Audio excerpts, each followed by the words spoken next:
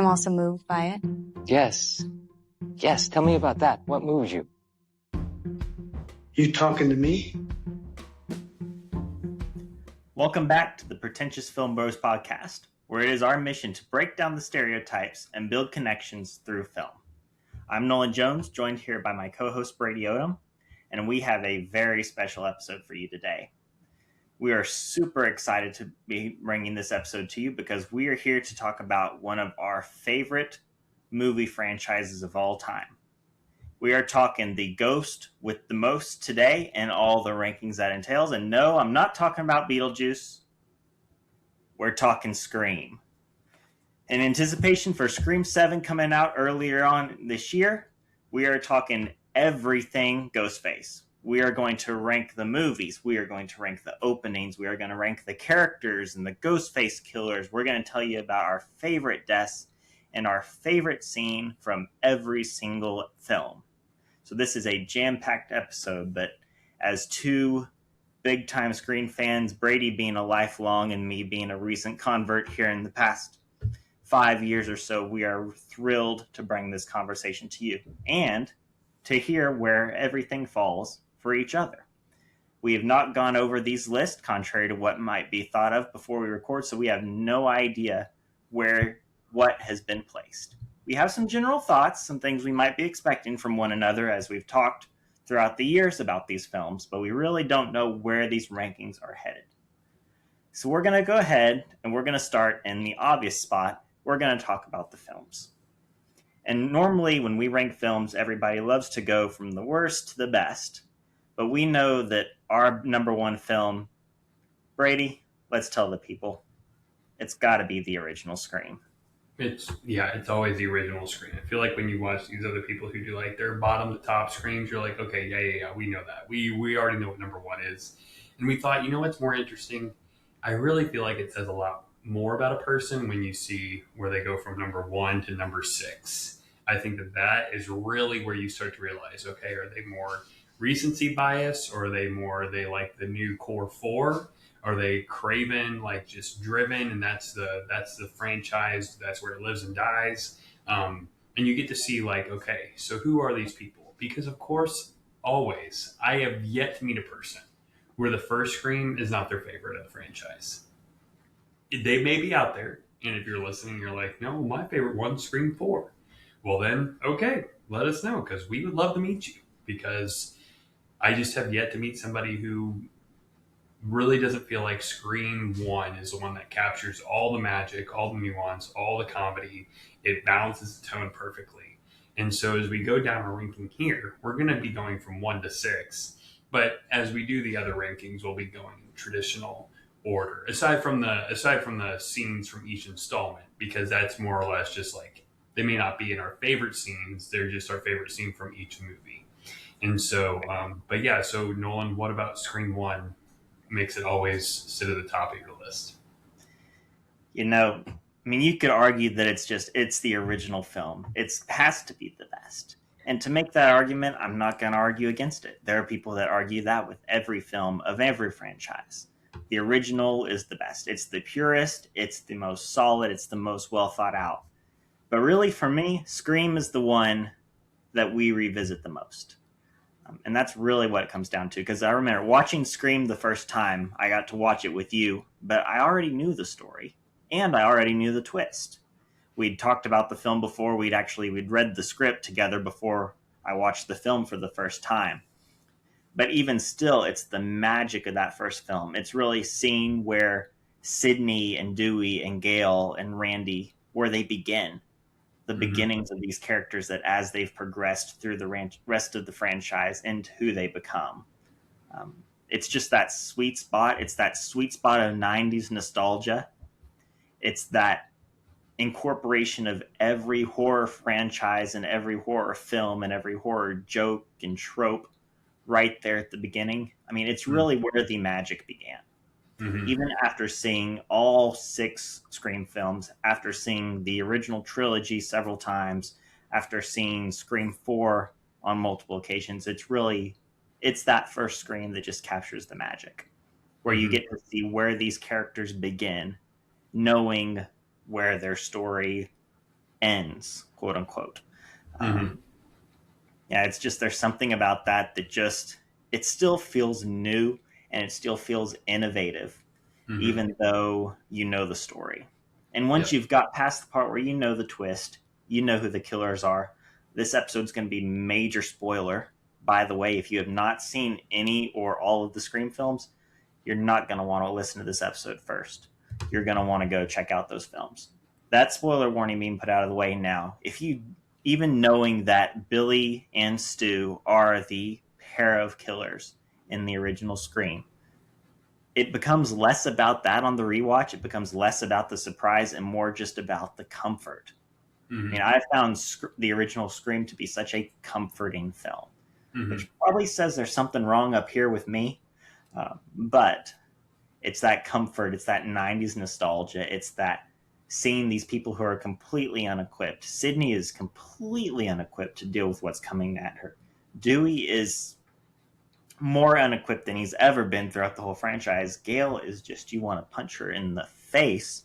And you still want to punch her in the face by Scream 6. She's still not super. You still want to punch her. But seeing where they begin and the comfort of knowing who they become as the franchise progresses, it's still, there's nothing quite like the magic of the original 1996 Scream.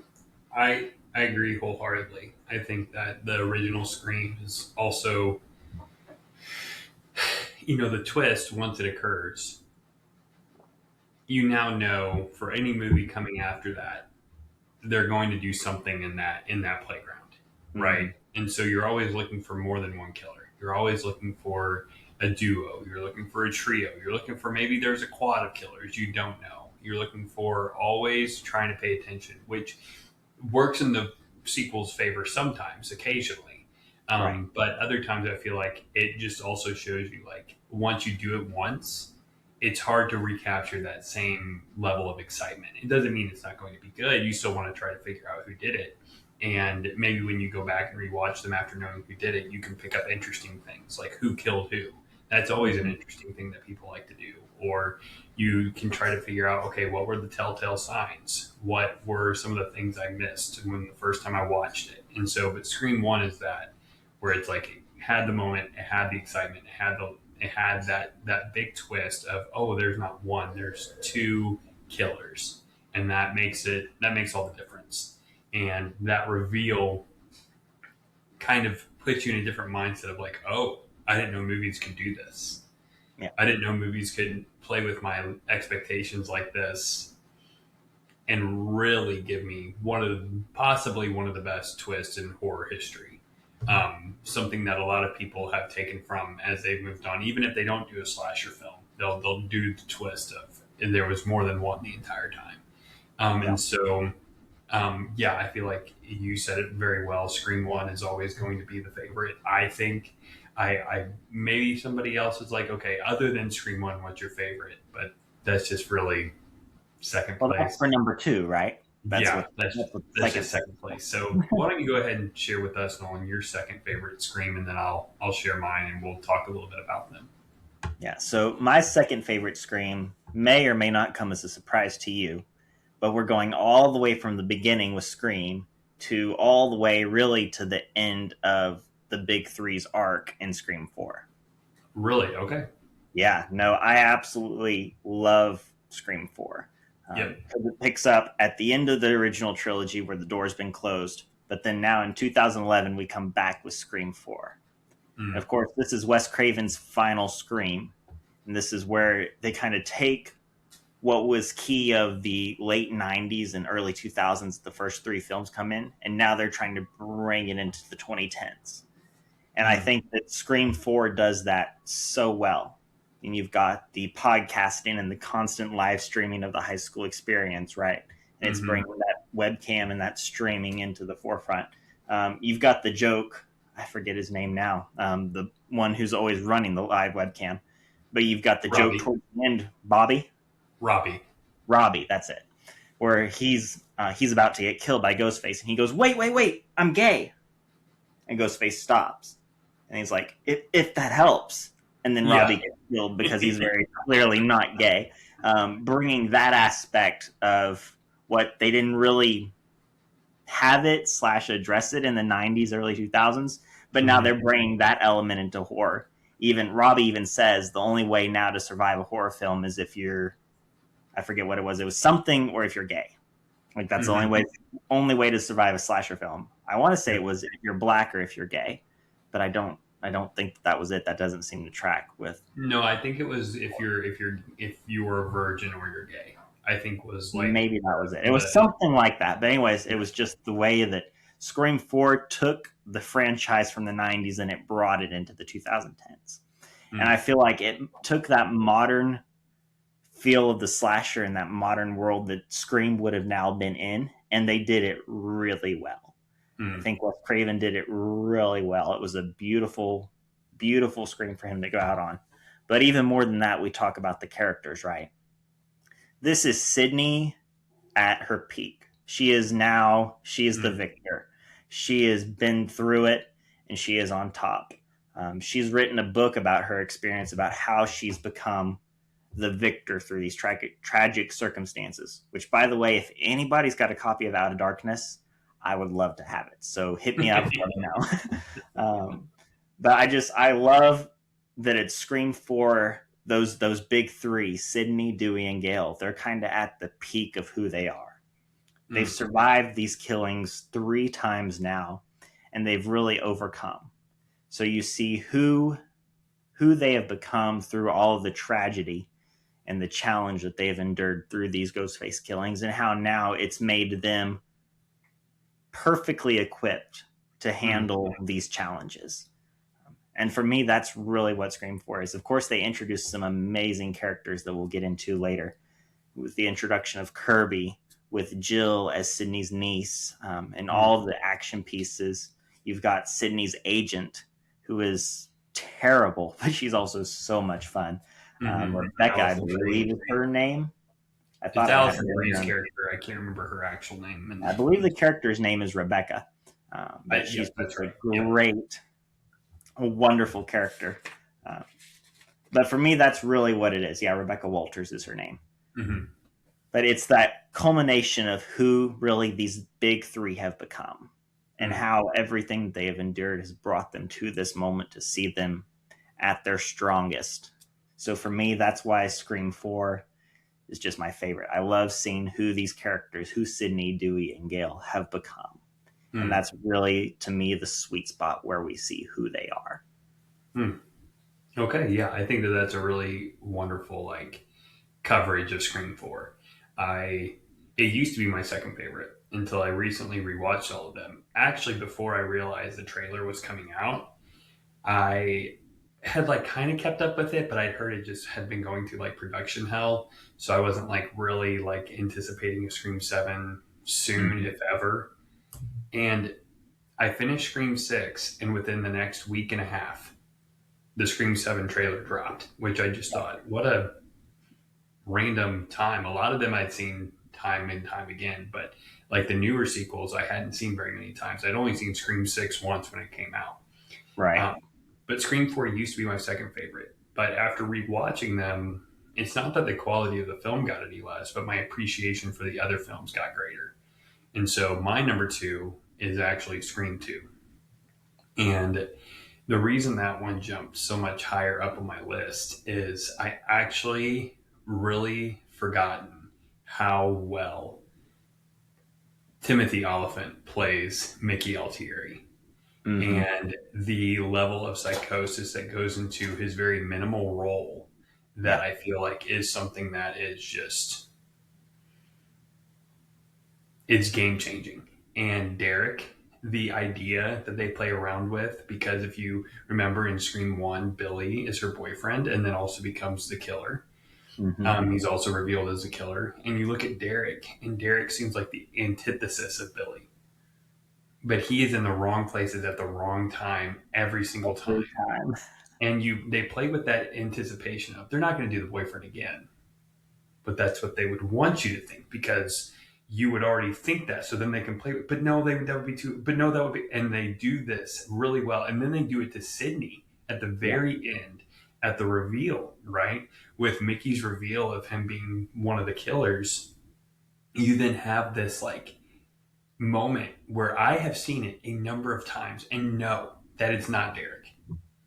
But I put myself into like Sydney's head watching him talk about Derek and the trauma he is playing on against Sydney is just excellent. The kills are bigger, the kills are more dramatic. I mean, you talk about the opening scene, from the first scene being a woman isolated in her home, right, by herself, the Casey Becker kill, to the opening scene with Maureen and her boyfriend in the middle of a packed movie theater. So now we've gone from one person to two people, and we've gone from isolation to being surrounded. Everything about it has just leveled up in scale.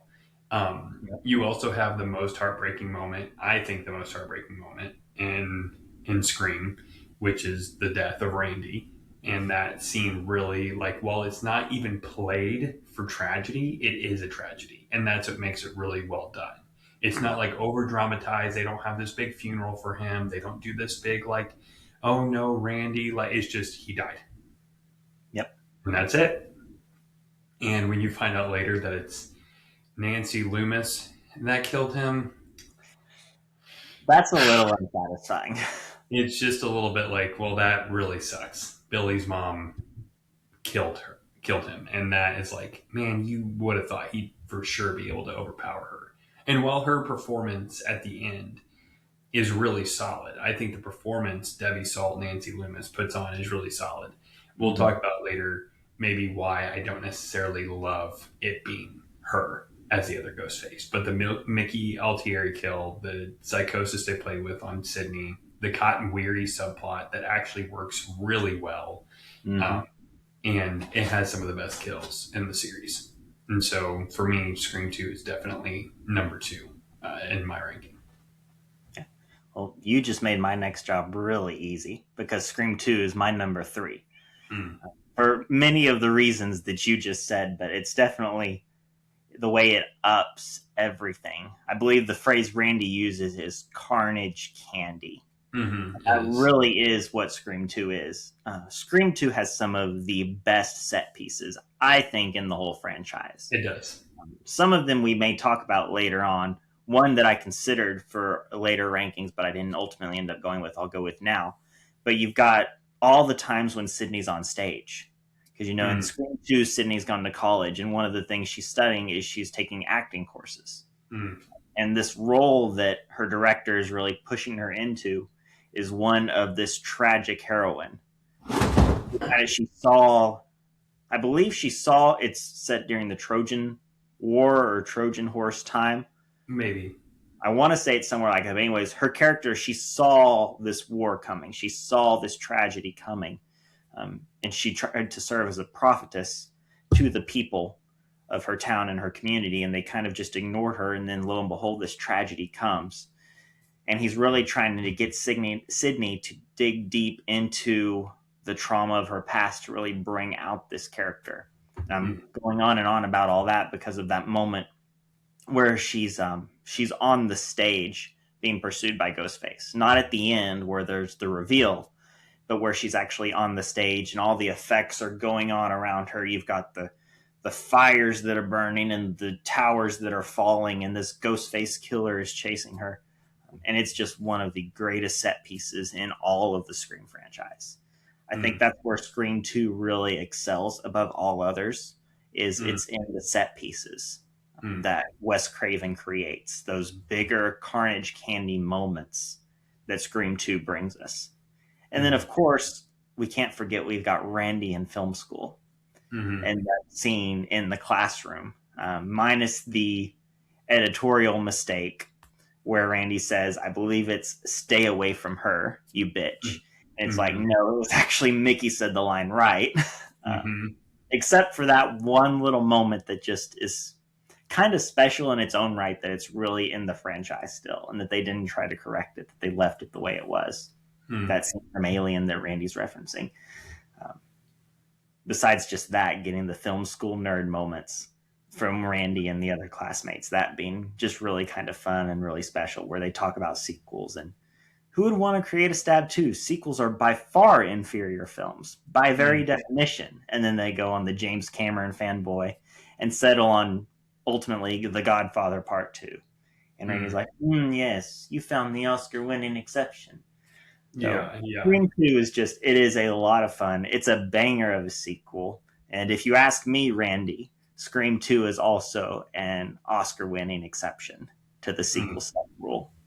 Mm-hmm. Yeah, I think the sequel to Scream, it was never going to beat the original. And I think they knew that. And I think that that's good that they knew that. But they sure as heck did try. They took what really worked from the first one.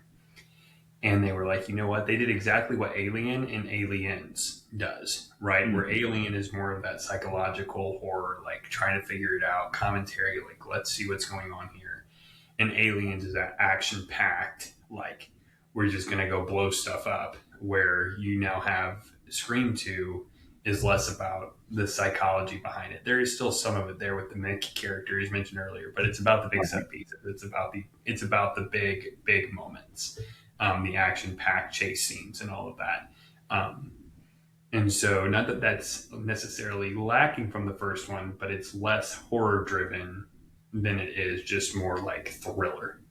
Right. And that to me makes it work well as a companion and a sequel to that first one. Mm-hmm. But my number 3 is kind of just going in succession with the films, is Scream 3. That's not a lot of people's third favorite Scream film. Usually, most of the time you look at people's lists, you know which one's going to be first, you know which one's going to be last. You know Scream 1's going to be first, and most times Scream 3 is last. And I can see why. There's a lot of issues that people have with it, such as, it feels like because Kevin Williamson didn't write the script, it feels like it's lacking that biting commentary.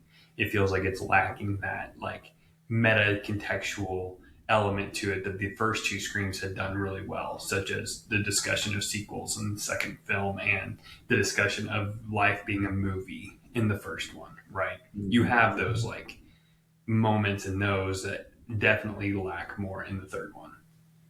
But the third one has some of the best comedy bits out of the first 3. It has some of the best chase sequences, in my opinion. It also has some of the best characters that don't necessarily make it to the following films. Right.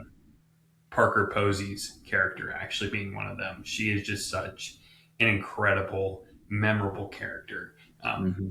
And when I first watched it when I was younger, she actually annoyed me, but that was because I didn't understand what Parker Posey was doing with the character. And now as I've gotten older, I'm like, wow, I really appreciate her role. I appreciate everything she brings to that film. And without her, it wouldn't feel as impactful, in my opinion. I think she's a really solid character, and not just Scream 3, but across the franchise. And I think that you have the sort of commentary on Hollywood producers that maybe Kevin Williamson might have been a bit too afraid to write about. And I think that makes it a little bit more interesting, because Wes Craven still directs it, which he's still in the director's chair, but he's just not working with that same writer, right? Who does come back for Scream 4. And I just find that really fascinating. And I wonder if there were maybe I don't really know all this history behind it, but there might have been some debate as to maybe some tension as to why they didn't work together on that third installment. Because originally it was supposed to end on Scream 3. There wasn't supposed to be a Scream 4. Because if you know too, Scream 3 came out in 2000, Scream 4 didn't come out until 2011. And so there was that big debate. There was that big gap of time there. And the debate on whether or not we should end here or not. Because the ending of Scream 3 is my favorite ending of any Scream film.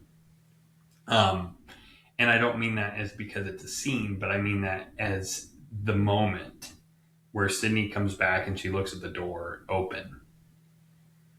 And that wave of fear that she usually would have had, that paranoia that would have snuck in, it doesn't when she leaves the door open. And the film ends, and it's a really nice moment. It's a really pleasant moment in the Scream franchise. But I think that there's so much to really enjoy about Scream 3 that I feel like if you turn off your nitpicking brain, which is hard for me to do sometimes, admittedly, but if you turn it off and you just let it be camp and you appreciate the moments for what they're worth, and if you can swallow the reveal of, Roman being the great mastermind behind the whole trilogy, Right. which some people, I understand, admittedly have a problem with that, but they also then have to admit that Roman's one of the strongest killers in the entire franchise. Um, as I think he has the second most kills, or maybe the most. Probably he's a lone killer. Yeah, he's a lone He's the killer. only one. I think he has the most kills across the franchise. There's only one other character, which is Charlie in Scream 4, that also has a crap ton of kills. Yeah. Despite being a pair with Jill. But Right. yeah, so Scream 3, I think it's a solid finale to the Scream franchise. I don't think it's nearly as bad. Or I'll say the Scream original trilogy. I don't think it's nearly as bad as people make it out to be. But yeah, so that's my third favorite. Yeah. Well, this is going to be interesting to see how this continues on, because you are just setting me up perfectly. Because my number 4 is Scream 3, and it used to be Scream 3. I used to be like maybe the general masses if we're painting with the broad stroke. And Scream 3 was my least favorite of the franchise, even up to where after Scream 6 came out, 3 was still my least favorite. But having, not to say that it was bad, I never thought Scream 3 was bad. And to be fair, I don't think any of these films are bad. I think it's one of the most solid franchises of all time ever. Mm-hmm. However, Scream 3 was always at the bottom. It just kind of was, for kind of the reasons you mentioned, for the campiness of it. You've got the loss of Randy that you feel in Scream 2, even though he comes back in Scream 3 in that video where he says, I'm filming my legacy. Mm-hmm. I think that's the phrase he uses. But where he comes back in that VCR video. But yeah, the campiness of it, the odd feel of it, always kind of felt like not a lesser Scream, but the least favorite of the Screams. Mm-hmm. And then I came back and I rewatched it. And I kind of, like you said, I kind of just turned off my critical brain and turned on my Scream loving brain. And this film jumped all the way up to where it sits now at number 4. Mm-hmm. Really to the middle of the list. Mm-hmm. And I was able to really enjoy the fun moments of Scream 3. Mm-hmm. I was able to enjoy the kind of campiness of Scream 3, where you've got Maureen Prescott coming back as that sheet ghost chasing Sydney through the set. You've got Roman being kind of the mastermind, how he did everything, and if he was smart enough. You've got other things in this franchise that I know I'll talk about later. Mm-hmm. You do have some of the most memorable bit characters of the whole franchise. You've got some of the greatest cameos in the whole franchise. So I really just, after revisiting Scream 3, having seen all 6 films, I was really just able to enjoy Scream 3 as a Scream lover.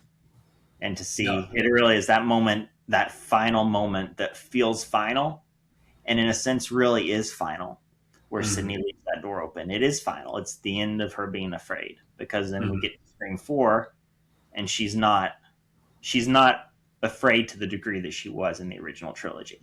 No, not at all. She had come past all of that fear. So that leaving that door open and signifying that she's not afraid anymore, that moment's not lessened by the rest of the franchise. In fact, maybe it's even elevated because of who we see Sydney as in Scream 4 and Scream 5. Mm-hmm. So yeah, my number 4, just tracking down the list with you, and I think we're finally going to hit some deviation here. But my number 4 is Scream 3. Mm-hmm. And I think that's a fair place to put it. Even if you put it in last place, it's still a fair place to put it. I do understand the criticism with Scream 3. And of course, one of the biggest problems a lot of people have is the voice modulator.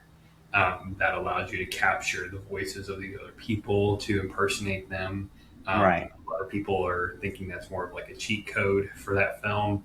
But again, if you accept the camp The it just cheat makes code it more works. terrifying, and Yeah. it makes it cooler. It's like, oh, okay, don't. And you know what? You think about this. Scream 3 came out in 2000, Yeah. and I think it's so random because it's a franchise about a slasher. But tell me that one of the leading theories on Scream 7 is about AI and deepfake, and I believe you. Mm-hmm. And I actually hope that it's not, because even if it is keeping up with the times, Scream has been profoundly known for being ahead of the time, being ahead of the curve. And Scream 3 is a lot about that deepfake AI technology. Yeah. 20 years before it really was popularized. And I think looking back at it now, you wonder, did they know stuff? Did they know Yeah. things? Because it really is just a solid film about Ghostface, but it's also a really Mm-hmm. good, even if they're not intending for it to be as prophetic as it is. A voice Right. modulator where you can impersonate people and nobody knows the difference. Mm-hmm. How many times do you scroll Instagram or YouTube and you watch videos and you have to really look to see, is that AI? Yep. Is that real? So I think that, including with that voice modulator, I no longer think that people should look at that and think of that as a defect of the film, but think of that as one of the highest praises you could give the film as far as being ahead of the curve. Um, And then and so, socially too, you've got the commentary that it makes just on the producers of Hollywood studios, and the great irony that Scream 3 was put out by Miramax Productions. mm, It would later come out to be one of the big names in all the scandals and the things of Hollywood producers and studios mhm. mistreating and abusing their actors and their actresses and the people under them.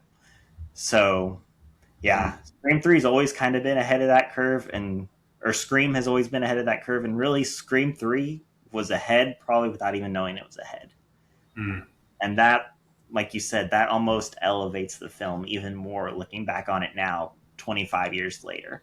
mhm. I think we definitely need to put some respect back on Scream 3 because I think the film deserves it. Absolutely. And I think that that's ultimately why it climbed to that third spot for me. Mm-hmm. Because context is everything. And I Yep. do feel like right now, contextually, it is a pretty brilliant film on that front. On other fronts, okay, you can you can have your qualms with it for sure. But Right. my number 4 is definitely where we start to deviate, and that's Scream 4. And Scream 4, the reason it's not as high up as it was is when I rewatch Scream 4, in my personal opinion, it is the ugliest looking Scream movie. This shine that they put on Scream 4, the cinematography decision of it making it look shiny and new, is just a poor decision, in my opinion. It really does not look good. It really is. The fact that it kind of lingers there, it just looks glossy and weird and funky, and it can be very distracting. It can be very distracting. Um, and not that I have a huge problem with how the killer is revealed. I think the killer reveal is actually pretty strong. I just,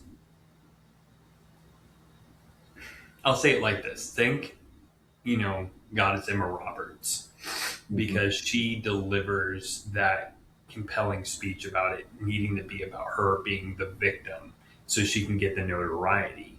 Because while the idea is not a bad idea, I just don't think that there could have been another cast member, another character that could have delivered that line as well. And maybe that's a pro to the movie rather than a con, but I I don't know. I feel like Scream 4 does a couple of different things that work really well. I think they have the epilogue, which I think kind of works really well after, you've thought that Sydney was dead, but she's going to make it.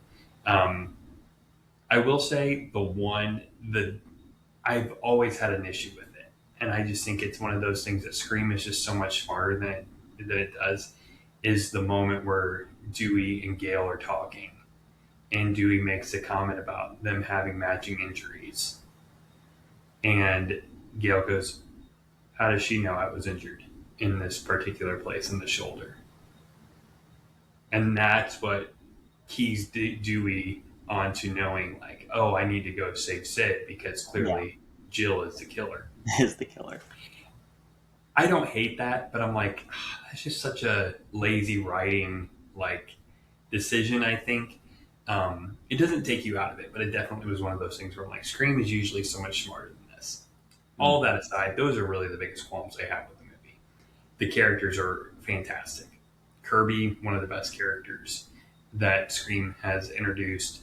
I think that the live stream aspect of it, like you talked about, while YouTube had been around for probably about 5 years at this point, which makes it a little bit behind the curve, there is still the element of everything now being broadcasted, everything being caught. That is now very much so the world we live in. Right. And I think that they were definitely ahead of the curve on that front.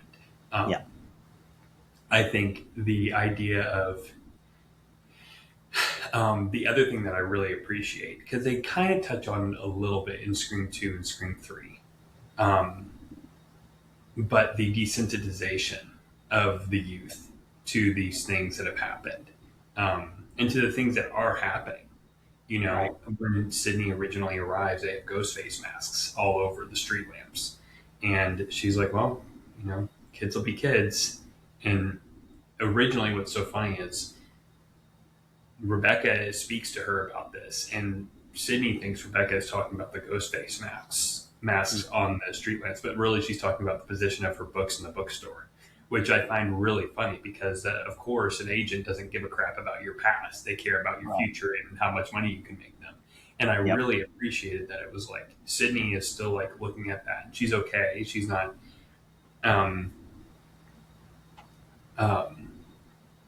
like bothered truly by what it is.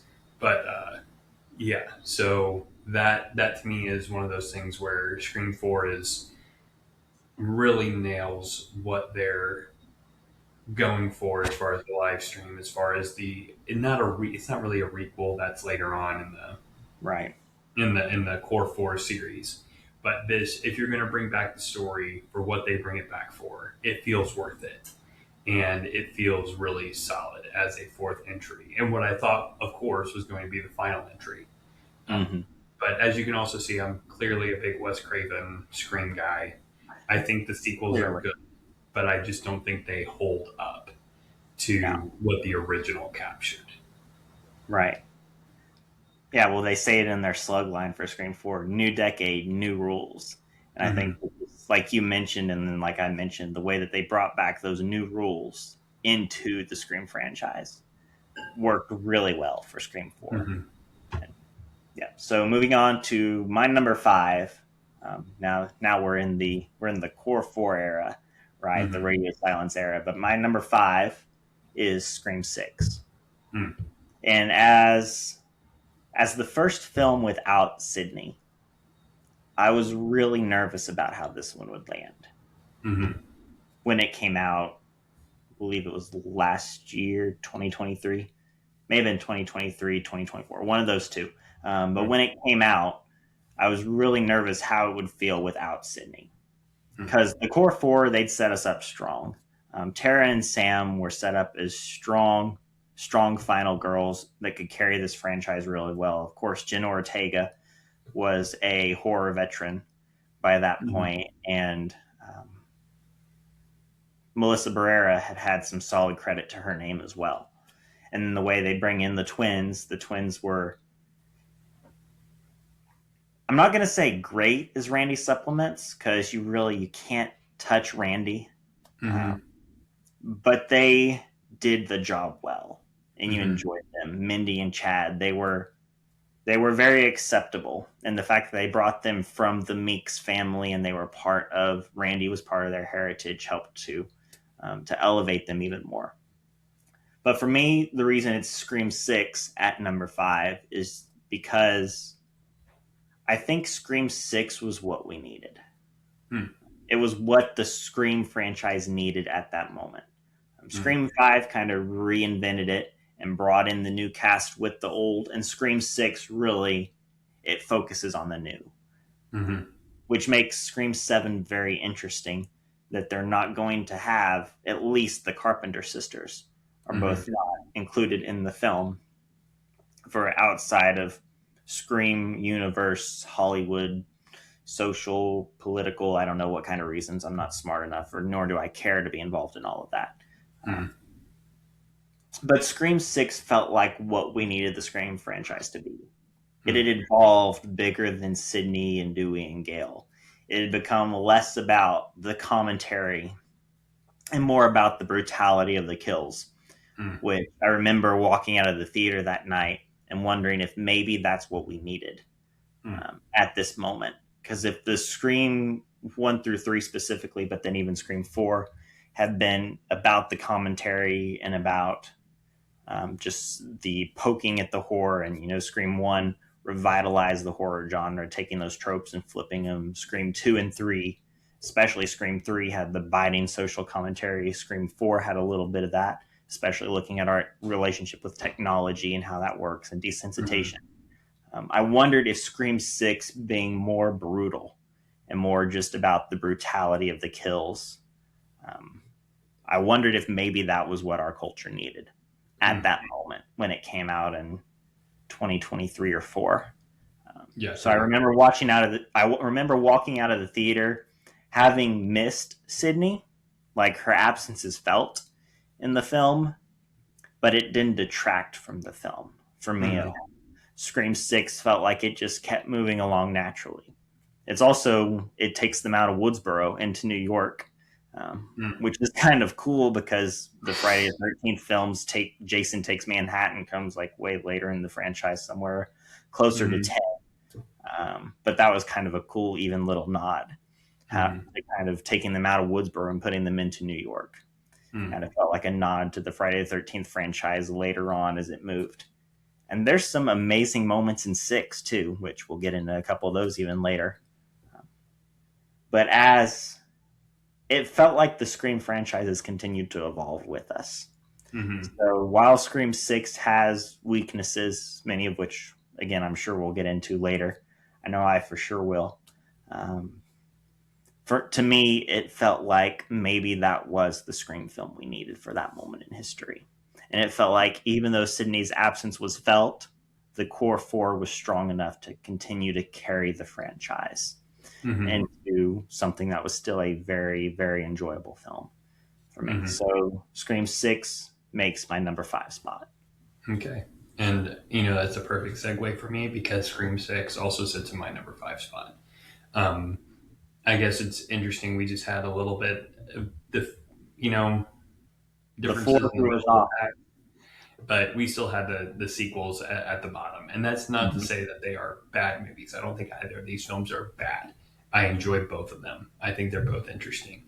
And I think they both have compelling moments and thoughts in them. But I think the reason Scream 6 is number 5 for me is because it is the one with probably the weakest killer reveal. It has the weakest killer reveal in the whole franchise for a number of reasons as to why. Yeah. Now, of course, you do have the perk of the recurring character of Kirby. Kirby has now come back from what we assume to be the dead, right? Kirby is alive and now working for the FBI, and then she's even portrayed as to possibly be the killer in this one, which we know was never going to be the case. We're not idiots, and I think they know that. And I think that they just want to see, could we maybe have people like two good people going against each other's throats and they get thrown off the trail, which I don't think they handled that as well as maybe they anticipated. But I still think it's handled really well. There are some of the most intense moments. Ghostface is the scariest he's ever been. He actually looks competent. When Ghostface walks into that little bodega and he has a shotgun and just starts blowing crap to pieces, you're like, oh, okay, we're here, blown to pieces here. And I think that is really, a lot of people might be like, well, it's kind of like Batman. Batman doesn't use guns. Like, why would Ghostface use a gun? His whole thing is like the stab franchise is like, he didn't give a crap. He's coming in here to just blow crap up and move on. And when you look back at it on a rewatch, you can maybe see how they're putting pieces together. Like, oh, I see that now. That's oh, okay, I get that now. But it still has a weak reveal. You don't care about who the killers are, and Right. with there being three of them, it's hard to not figure out who the three are, right? And even if you can't figure out the third one is because you assume that one to be dead, which is Quinn. You Right. assume Quinn to be dead, but that's kind of a trick. And I feel like it's one of those things where Scream's also a bit smarter than that. You can definitely feel the lack of Williamson there. Of like, I don't Yeah. know, but they have interesting discussions. They have the discussion of Stu Macher, is he still alive? If you really think he's dead. Mindy and Kirby have that conversation while they're ranking because you remember Kirby being a big horror fan in Scream Hmm. 4. And so you have really good discussions and really good character building. And the bedroom to bedroom scene, which may or may not come up later, is one of the most intense moments in all of Scream. One of Yeah. those feelings where you're like, I have no idea what's going to happen. But yeah, Scream 6 at number 5, it makes a lot of sense, which brings us, which is interesting. I didn't realize we would share a number 1 and a number 6, but And a number um, 5. and a number 5, but we Yeah. do share that in the Scream 2022 Hmm. requel, as coined by Mindy. Mindy. Yep. Um, and so, why is it in last place for you, as far as the rankings go? Yeah. This is one that I'm not really sure exactly why it's in that last. Of course, it has moments that are great, right? It has moments that subvert our expectations. I even remember as we were compiling these different lists and rankings, I went back and I rewatched the opening of Scream 5, Scream 2022. We're just going to call it Scream 5. No 5 worries. Scream, whatever you want to call it. But Scream 5 and watching that opening and being like, wow, they subverted it again. Mm-hmm. And then I think Scream 5 was also where it first clicked to me that, oh, Scream is brutal now. Mm-hmm. And then, of course, I go back and I watch the original Scream and I'm like, I forgot the opening was that intense. Mm-hmm. Forgot the opening was that brutal. It's not a soft, it's not a lighthearted thing at all. Um, not for the lightest stomach. But I think Scream 5 was when I really realized, oh, it's brutal now. And I think part of maybe why it's toward the bottom, why it's not toward the bottom, why it is on the bottom is because it kind of, in a lot of ways, feels like a rehash. Not a rehash in the sense that it's a straight cut and paste copy and it's just completely pointless. We're not talking like a Force Awakens New Hope rehash here, Mm-hmm. but we are talking that Scream 5 very much feels like Scream 1 in a Mm-hmm. lot of ways from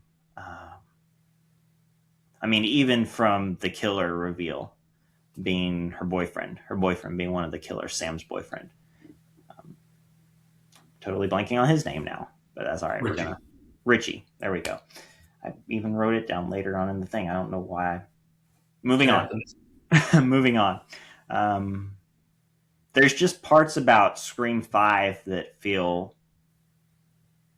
not only as a rehash of the original Scream, but also feel kind of convenient or feel Mm-hmm. kind of implausible. The fact that we realize that um, Dewey is killed by Amber feels like an absolute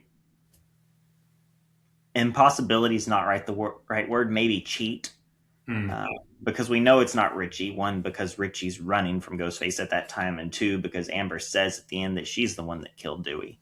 Mm-hmm. You're like, okay, fine, that's normal. Miss Loomis killed Randy kind of thing. But then you remember that she knifes him like a shish kebab and lifts him up.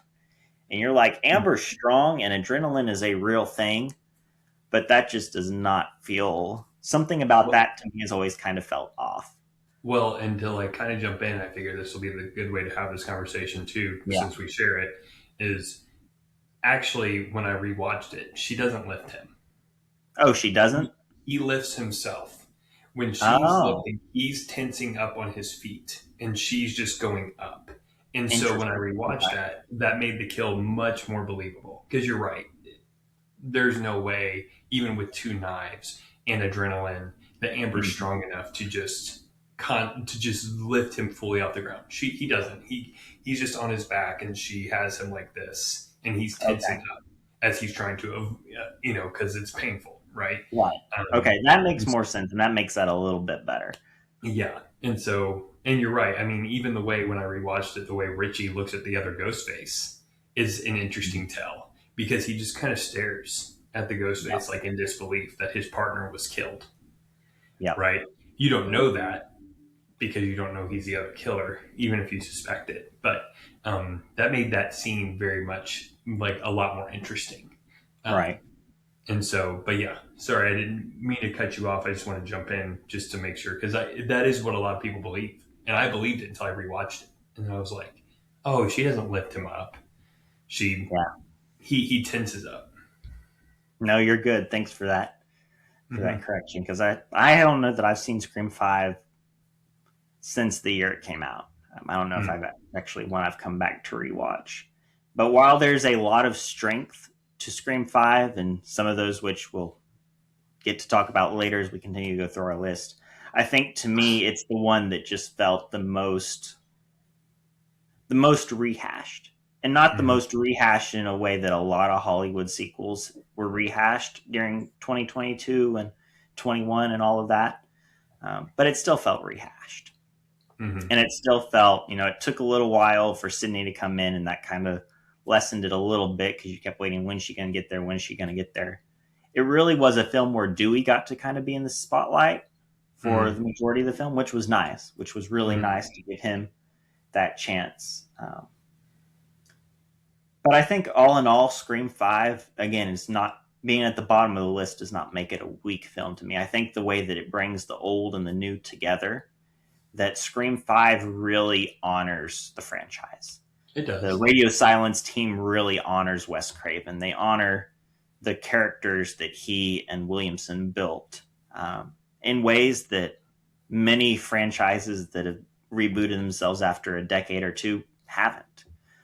There's not a moment that it feels like they disrespect Sidney, Dewey, or Gale, or any of the characters that came before. Deputy Hicks, Judy Hicks, and it doesn't feel like she's disrespected at all. They really honor what Wes Craven and Williamson and Nev Campbell and Courtney Cox and David Arquette, they honor what these people have built in a way that many franchises, once they reboot or requel themselves, they're not good enough or they're not respectful enough to. So even being at the bottom of the list, Scream 5 to me is still a very strong film in a franchise that I think is just one of the best of all time. No, that makes sense. And I think for me rewatching it, one of the things that really sticks out to me is the melodrama. There is melodrama-esque moments in the other ones, but this one is it feels like there's a couple Hallmark moments. And that to me is one of the things that I'm like, why are we being a little over sappy here? We don't need to be over sentimental about any of this. This is Scream. This has never been built on melodrama. It's been built on. Now, of course, you have those moments in the first one, but it's it's the perfect amount, and it feels right for the tone. It doesn't mesh well into this tone. And I also still go back and forth how I feel about Sam being Billy's daughter. I go back and forth on whether or not I like that or I don't like that, if I even care. It might just be one of those things where I don't really care that much. And that's unfortunate because this is a way to get Skeet Ulrich living in this franchise and see his the way how you can sort of flip the script from being the killer to the savior. And seeing that still within her, that serial killer blood, as she talks about it in Scream 6 when she's going to therapy, she murdered her boyfriend by stabbing him 26 times. And it's and then you see at the end of Scream 6 the way she murders the detective. Just as the camera spins around her as she just brutally stabs him to death multiple times. There's just so much there that's geez, you can see it in her. And Melissa Barrera does a really good job of portraying this character as she does. And Tara, Jenna Ortega's character is also really strong. And the fact that you said in Scream 5 they subvert the opening, right? Instead of the opening kill actually resulting in a kill, it doesn't. And so now you don't know, Are they always going to die? All right, so now that we've covered our favorite films from the ranking of, best to least best, we'll say, instead of best to worst. I wouldn't say any of them are bad. So, but now we jump into like the openings. And so these are going to be in order from worst to best or least favorite to most favorite openings of each film. And so for me, my least favorite opening is from Scream 5. And the reason for that being is it sort of, in a roundabout way, follows a very similar formula to, it's a very simple formula from the very first one, right? Mm-hmm. You have this one person who's being harassed by phone call. They're alone. They're talking about movies. And then all they kind of do, and they subvert it in two ways. One, well, I'll say they subvert it in one way, and then they contextualize it in a more modern way. So now instead of her running around the house having to lock every door, she's able to lock it from a system on her phone, right? Mm-hmm. And Right. at the beginning of the phone call, the guy is pretending to be someone that he's not, right? Which Yep. you realize later on it's Richie that is talking to her on the phone. But they're pretending to be this boyfriend, which is interesting too, because she is the older sister's boyfriend, but she's pretending to be this guy that her mom's been seeing. And so you have that sort of the paranoia goes down, the alarm goes down, and then it just turns into him finally figuring out a way to get in the house in between the locks being on and off. And he even says it over the phone, like, now your next question is, was I able to get in the house before you locked it again? Yeah. And that's when he comes bursting around the side of the door. And so you have this it is tense. It is a very tense opening. It's not a non-tense opening at all. You definitely don't know how Jenna Ortega's character makes it out. But then you realize it's very intentional because that's how they're going to draw Sam back to back to town. And so it's not a bad opening. It's just my least favorite because I feel like the rest of them just do a little bit more with their opening, and that they're a little bit more memorable. They're a little bit more scary, and they're a little bit more fascinating. And so, but it's not a bad opening. But Scream 5 2022 is my least favorite opening. Interesting. Not exactly where I thought you were going to fall, so that's going to make this fun. Well, good. So my least favorite opening, and even now as I'm looking at it, I'm like, man, I don't know that that's correct, but I think I'm going to go with it anyways. This is what my gut said in the moment as I was thinking through this. But my least favorite, which by no means is a weak opening, is Scream 6. I think that's just thinking through it because of the significance, but also the non-significance of how the opening goes. So Samara Weaving is fantastic. Mm-hmm. It's such a shame that she's just a bit opening killed character in this film because one, she's just a horror veteran that's phenomenal in the horror genre, and two, just because she's such a great actress and the character that she sets up is so intriguing as this film teacher, of film, particular of slashers, which also makes her death all the more tragic. Which the Ghostface killer even says, "What's really sad is you teach horror movies and you walked right into this trap." But I think for Scream 6, you've got that opening where Samara Weaving's character dies, but then you've got the second opening or the second kill where the Ghostface who killed Samara Weaving is killed by one of the actual Ghostface in the film. And I think maybe that makes that opening feel less significance, not the right word, but maybe less impactful, less really worth it because it's a murder, but then it's another psych murder. And it's actually, that's the third murder because he opens the door and sees his friend's head is in the fridge, right? So there's actually two Ghostface that are killed by the real Ghostface. And then you've got Samara Weaving's film professor character. So that's one, it kind of feels, it's not as satisfying in that sense, despite Samara Weaving giving a great opening performance. The significance of Ghostface not being Ghostface and then being killed by the real Ghostface muddles that opening a little bit for me. So that's, I think, why it ultimately lands at number 6. Okay. Yeah, that's interesting because Scream 6 is a couple more up my slot. So that's very interesting that you have that as your, like, right now as it stands, least favorite. Mm-hmm. And I know you said, like, you're not sure, and I understand because when I was ranking these again, I was like, I just don't know. But my number 5 is actually Scream 4. I feel like that makes the most sense. I'm assuming it might be your number 5 just by that reaction. Great. So we can kind of talk. No, it's Oh, not. Oh, okay. But I figured this would be your number 6. Okay. Yeah. So Scream 4, the reason it is a little bit higher than the Scream 5 opening is because I actually appreciated what I felt like Wes Craven was going for, by sort of playing to our expectations of, you think this is the opening because this is how all the other ones open, and they make fun of it. They're self-aware, and they are not only now making fun of other horror films, they're making fun of themselves.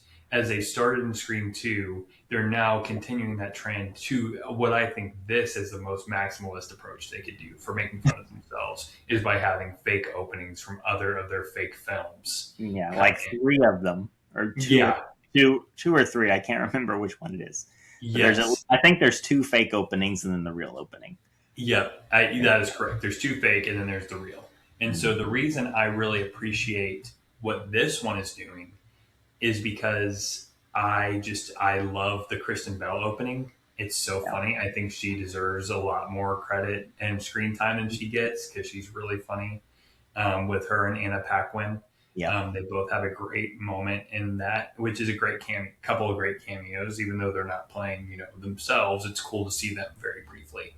Right. But it does get a little tired.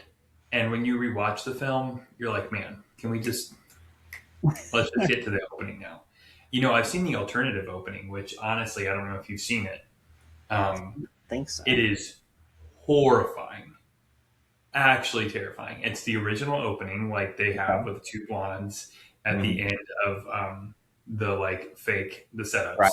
At the end of all the fakes. Yeah. They talk and it's like normal, kind of just normal conversation, like a normal opening would be.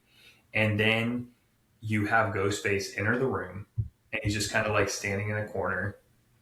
And then she's like over getting her phone, the taller one is, and then he comes over and just starts killing the other girl on the couch. Oh. Wow. And you like watch, you're like, oh my gosh. The alternative is horrifying. I was like, ooh, that is just creepy. You should watch it if you haven't seen it. Alternative opening. Really, really solid opening. I still think for what they were going for this movie, the opening they used is the better choice. But I think the alternative is scarier. But yeah, I really appreciate it, but it just gets a little tired. It's not a bad opening at all. Again, I don't think any of these are bad openings, but you definitely are like, okay, yeah, let's get to the start of the movie instead of seeing all these stab remakes. Because the first time you're like, oh, that's funny. Then they do it again. You're like, all right. Then you're like, are we going to do it again? Oh, no. Okay. Anyway, so for me, I really do appreciate it, but it's number 5 for me. Yeah. So my number 5 might actually be a little shocking to you, and it's Scream 3. Okay. And I think here is maybe the biggest reason why it's Scream 3 for me. 1, upon rewatching, I liked the others just a little bit more. And 2, while I appreciate Cotton Weary's character, he's not one that I ever really loved. So Cotton Weary's loss and his girlfriend's loss at the beginning, even though it introduces that voice changer, which is incredible, as we've talked about already before. For me, Cotton Weary's death, I'm like, it's no big deal. And the opening is not different enough for the fact that because this is the first time it's somebody that we've established a relationship with, right? In the opening. It's Cotton Weary. We heard about him in the first film. We got to know him in the second. So now in the third, it's like they're trying to use his first death as a way to establish, oh, this is a character that we actually have some sympathy for. And I guess maybe Cotton's just one of those characters that I never developed that sympathy really for. And maybe sympathy is the wrong word, but that love or that connection to. So when he died, it was just like, oh, it's another death. It didn't feel like it was new, and it didn't feel as memorable to me, even though it's the first time a main character has died in the opening. So for that reason, Scream 3 comes in at number 5 for me. No, I think that makes perfect sense, and it's my number 4. Scream 3 is my number 4 opening. It is the one that I remember when I watched all of the first 3 Scream movies when I was younger. This is the one that like really messed me up as a little kid, because him like playing with the voice modulator and then terrorizing the girlfriend as a little kid, I thought that was really scary. This idea of, and I say little kid, I was probably 12, but Yeah. I thought that idea was really scary of seeing like, ooh, he's literally, he's evil. This guy is dangerous. He's playing with another voice. He's pretending to be a safety. And then even when Cotton gets home, he couldn't possibly reconcile what's actually happened. Right. There's no way to play with that. He can't figure out what went wrong. He just knows that his girlfriend is now terrified of him. Right. Yeah.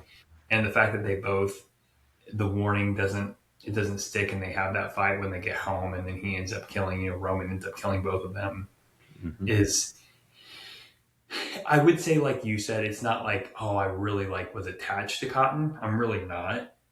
But it is the only Scream movie that the opening kill is someone we've established before.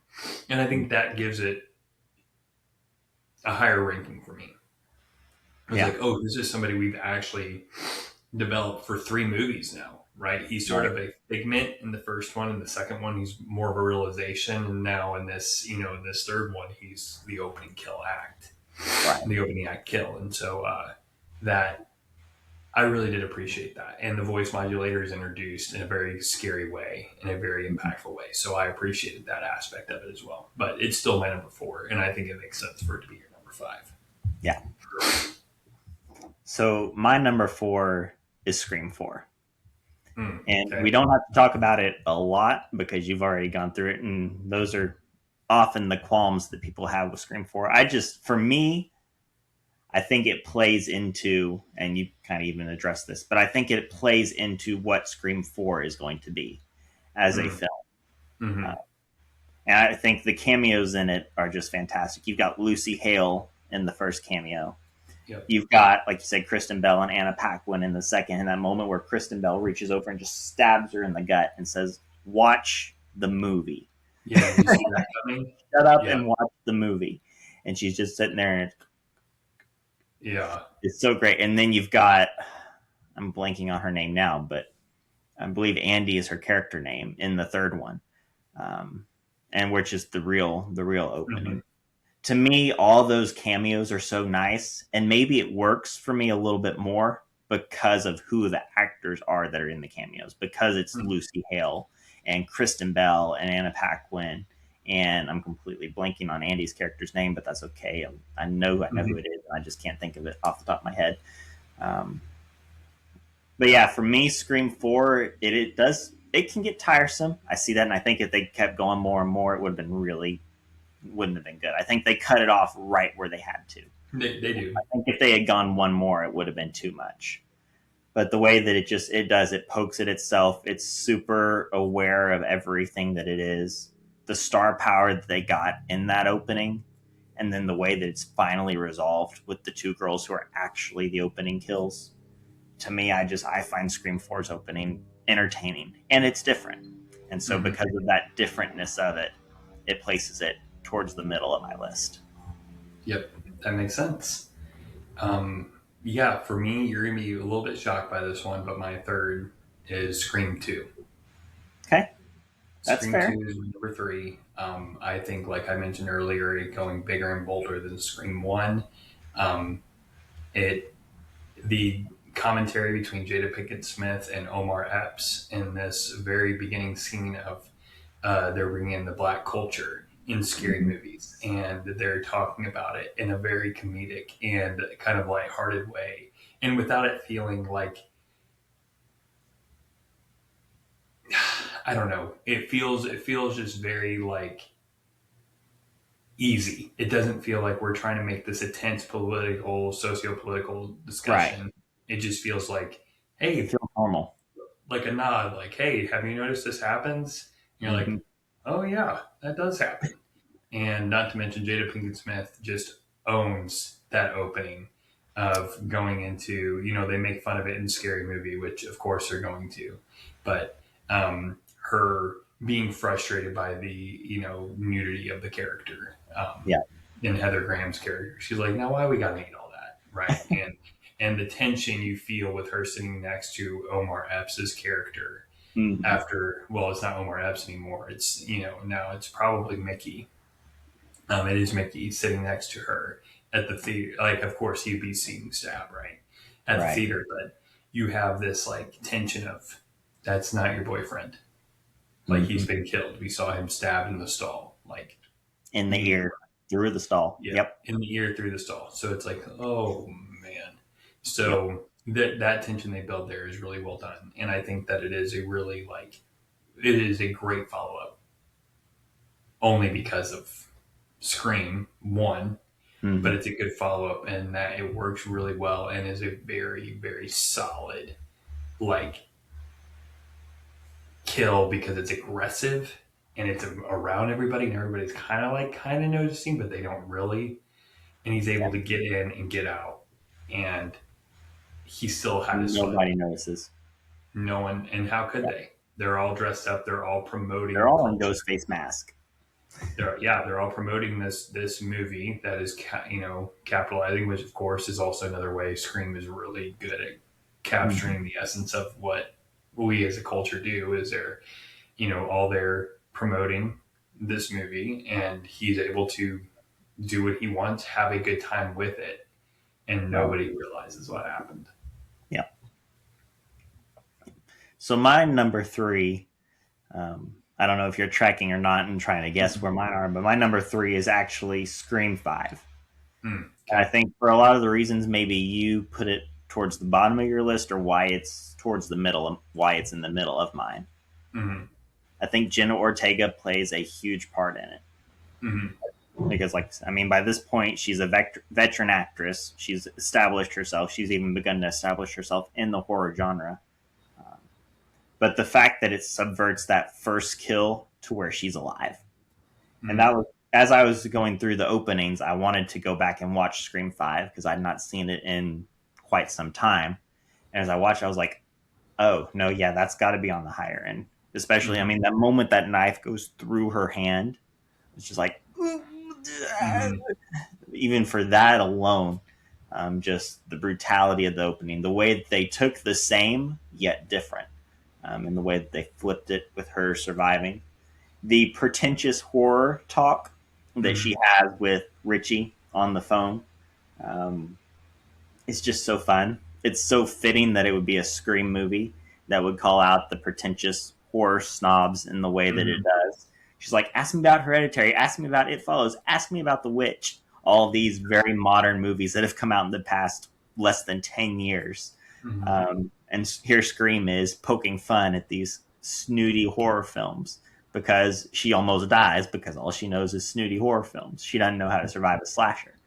So to me, rewatching Scream 5, just rewatching that opening, took it from where it probably would have been towards the bottom, if not the bottom of my list, all the way up to the midpoint. It's like I can't put it that low. I can't put it lower than that.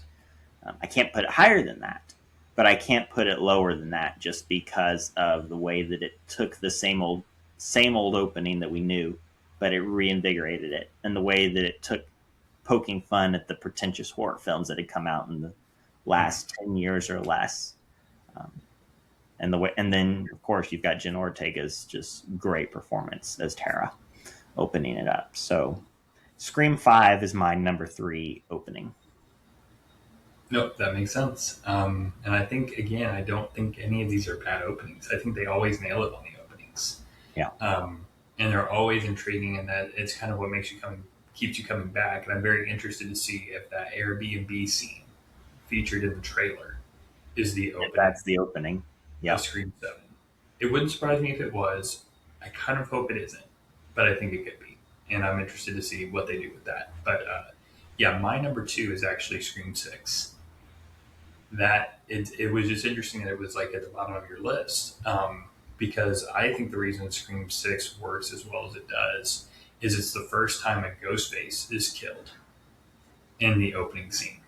Right. Mhm. And now, of course, when we do our Ghostface rankings, we've already discussed, like, we're not going to include the 2 guys Right. that are, kind of pretending to carry out the Richie legacy kind of thing, that we're not going to include them. But the idea of being terrified when you are the predator, that's a scary thought too. Like, of course, you don't feel empathy for them. You don't feel sad for these guys, but you like the idea of, oh, the reveal of the ghost face immediately after he kills her. Mm-hmm. That's what they needed to do to keep it fresh. It was like, oh, okay, now we see him like kill her and he pulls off the mask, because that feels normal. We always cut before we see that, but that's exactly what they would do. Kind of the satisfaction in their kill. And these 2 deranged people are disgusting, but they're making a movie, right? And I like their discussion of them playing hot and cold, right? To eventually where they, obviously take him to the fridge where his head is kept. right? And ironically, it's in the coldest place it probably could be in the house, but it's, on fire, as according to the game. And that little moment is so creepy, and I feel like they really capitalize on that, opening scene of how can we subvert them again, and they do it again in a fresh way, and it feels so good. And Scream 6, for being the 6th installment, to have my second favorite opening, it's pretty impressive. That's very impressive. Yeah, that's really great. So then I assume I can figure out your top 2. Well, if you've been tracking along, you've got them already. My number 2 is Scream 2. Yeah. And for all the reasons you talked about, I think that it's one of those openings, that it's one of those set pieces in Scream 2 that you remember. Mm-hmm. It's just, everything about it is absolutely perfect. I mean, Jada Pinkett Smith is amazing. Omar Epps is amazing. You will never, ever try to eavesdrop on somebody's conversation in a bathroom stall ever again after watching this. Just the way that the crowd, she's walking up there and she's all bloodied after already been attacked by Ghostface, and the crowd is cheering and cheering and cheering. And then once they realize it's not a joke, it's not a marketing tactic, it's not an act. She's actually really dying up there on the stage, and they all slowly take off these masks. I think Scream 2's the opening is just, I think Scream 2 nailed it across the board, but I think this opening really set them up for something that was subversive and different, and it was bigger and bloodier. The carnage candy that Randy talks about later on. Yeah, all the reasons that you've got talked about it in number 3. Same reasons I put it up at number 2. Mm-hmm. Sure. Which, of course, that leaves us with our number 1, which again probably isn't surprising, but the kill is always going to be Scream. With the harassment of the phone call, the eeriness of hearing the wrong phrase at the wrong time, or what you assume to be the wrong phrase. Of course, it's just Billy playing with her. And we don't mean the Steve kill. We're not talking about the Steve kill. We're talking about the Casey Becker kill. Although Steve is, included in that. But fear that Billy is able to instill in Casey, this removal, which is also interesting. I didn't realize how Scream 2 did the same thing that Scream 1 does, in the sense that it kills the boyfriend and then it kills the girlfriend. Mm-hmm. I don't think about it in that way, because the Casey Becker, the Drew Barrymore scene, which of course too, the reason that one works really well is because of the marketing of Scream. Yeah, they made Casey Becker seem like one of the main characters, Drew Barrymore to be the lead, and then it turns out, she's gone in 10 minutes. She's gone in the first 10 minutes. Yeah. But her 10 minutes of screen time, she absolutely eats up. There is the callbacks when they come up and they say go down to Mackenzie's house, which is a callback to the original Halloween, right? Where Mhm. that's what Jamie Lee Curtis's character tells her kids to go to the Mackenzie's house to seek safety, right? Yeah. And they have the homage. They talk about the Nightmare on Elm Street series where Wes Craven kind of gives himself a little pat on the back where The first one's there's great, but the rest suck. yeah, exactly, right. And so you have all of what is going to Yeah. make this movie what it is, Mhm. all encapsulated incredibly well in that first 10 minutes, ending in a brutal death where you're like, oh, Yeah. okay. And one that you forget is so brutal. Mm-hmm, I never remember until I rewatch it again just how brutal Casey's death really is in that mm-hmm, opening. I mean, it's one of the most gruesome in the whole franchise. mm-hmm. Just that final, the way that even the camera moving up that just really fast and then the cut out. Yeah, Black where you barely see it, but it's just so, yeah. Drew Barrymore, and I believe that she was originally slated for this lead, if my facts are correct, if my fanboying is correct. She was originally slated to play the lead role, but she was like, no, I want to play Casey. I want this role. And she had to almost kind of persuade Wes Craven and persuade the studio because she was the hot name at the time. Nev Campbell was not. She was, I mean, she'd been in a couple TV things and stuff, but she wasn't a big name. They were banking on Drew Barrymore as the name in the lead, and Drew was like, "No, if I'm going to be in this movie, I actually want this role." yeah. And she just absolutely, she nails it. I mean, she is what that is the moment I think people probably most think of when they think of the original Scream. It is for me. And I think that just proves like the selflessness of Drew Barrymore as an actor, Mm-hmm. right? Of like realizing I could be the lead role in this movie. And you know what? That would make the movie good. Yeah, This would make the movie good. And of course, she could have carried it. I mean, look at her yeah, performance in the first 10 minutes. I mean, she goes through a whole range of emotions that feel natural, but right. it's so scary. It's so well done. It is iconic. And it's the reason why it sits probably on most people's top Yeah, opening kills and opening scenes because of how strong it is. And so yeah, I'm not surprised by your number one placement. I am a little surprised by the placements below it. I think that's the only one we share, which is very yeah, interesting. it is. Um, but I don't think as we go through our next category with ghost faces that it's going to be a surprising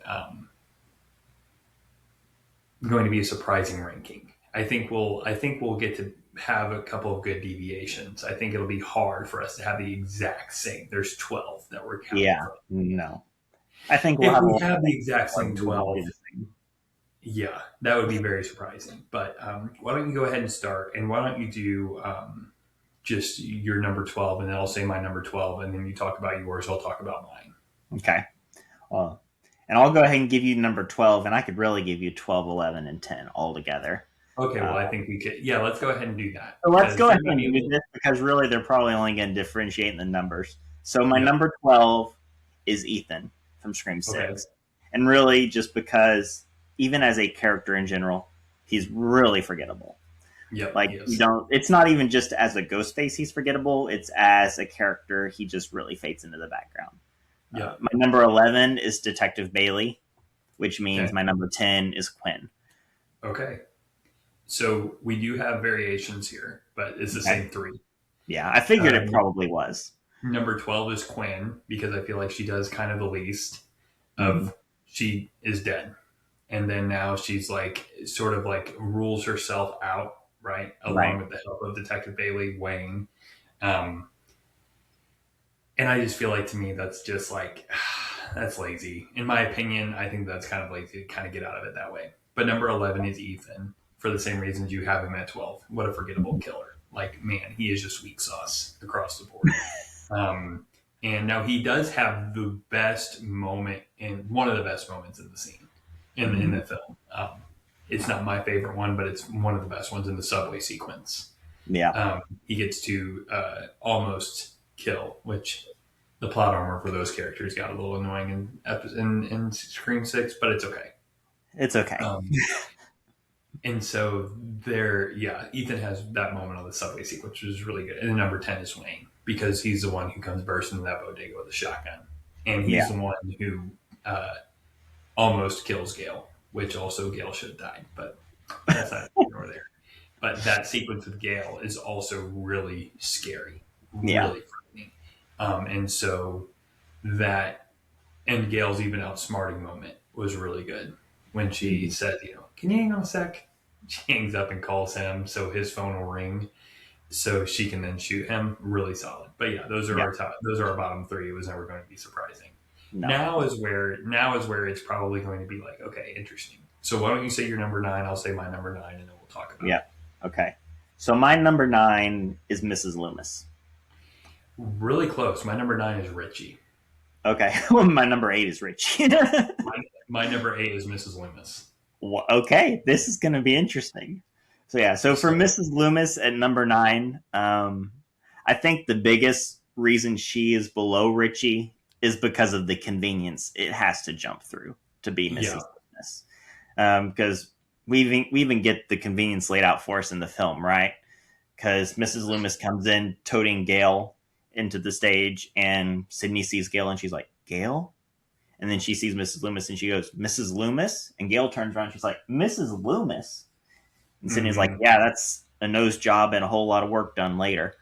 Mm-hmm. So the contrivances that it makes to make Mrs. Loomis the killer. And then, as we've talked about already, the death of Randy and just the really Mrs. Loomis killed Randy, the kind of feeling the impossibility of that she would have been able to overpower him. For those reasons, she's my number 9. Yeah, and those are actually the reasons she's my number 8 as well.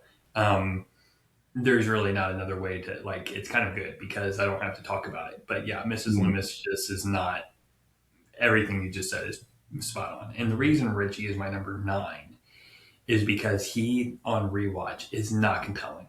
He's not a compelling killer, and he's kind of a little wimp. He's quite a bit of a wimp. And he's very much one of those guys that is just you just are so distracting.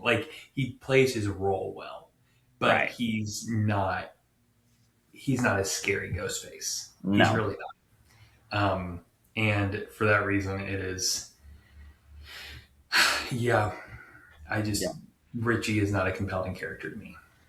Yeah. And for those reasons, he's my number 8. Mm-hmm. So, yeah, that makes sense. So now maybe we'll get to differentiate a little bit. I guess we'll find out. But my number 7 Ghostface killer is Charlie. And this is where we're getting into killers that I don't think are bad killers. I actually think starting with Charlie is where we get the really memorable killers. The killers that are really good and really effective. And I think Charlie, one of the things that makes him the most endearing is just how much he is kind of this film nerd. And then the moment for Charlie that always sticks out for me the most is right after Kirby's kind of rescued him or untied him from the chair, and he stabs her in the gut and he says, this would be making a move. We've been in class for 4 years and now you notice me. And he goes on kind of that whole kind of rant, that whole explanation of a rampage. But I think that's what makes Charlie kind of really compelling as a Ghostface character. He's almost, and we'll get into this maybe more on down the line, but he's almost like a Stu type. To Jill's Billy, where he's not the mastermind. He's you can very much see Charlie peer pressured into this because he's far too sensitive of just this nerdy kid who is looking for someone to accept him. And he thinks, oh, Jill's here and she's going to accept me. So I'm going to do her dirty work and I'm going to help her do all these things. So because finally with Charlie, we're getting to the entertaining killers. For those reasons, he's my number 7. Yeah, my number 7 this one was originally higher, but the more I looked at the list, the more I had to drop this character, and that's going to be Amber. Interesting. Amber is my number 7. Amber is intoxicating as a killer, but she doesn't really thrive until she's revealed as a killer.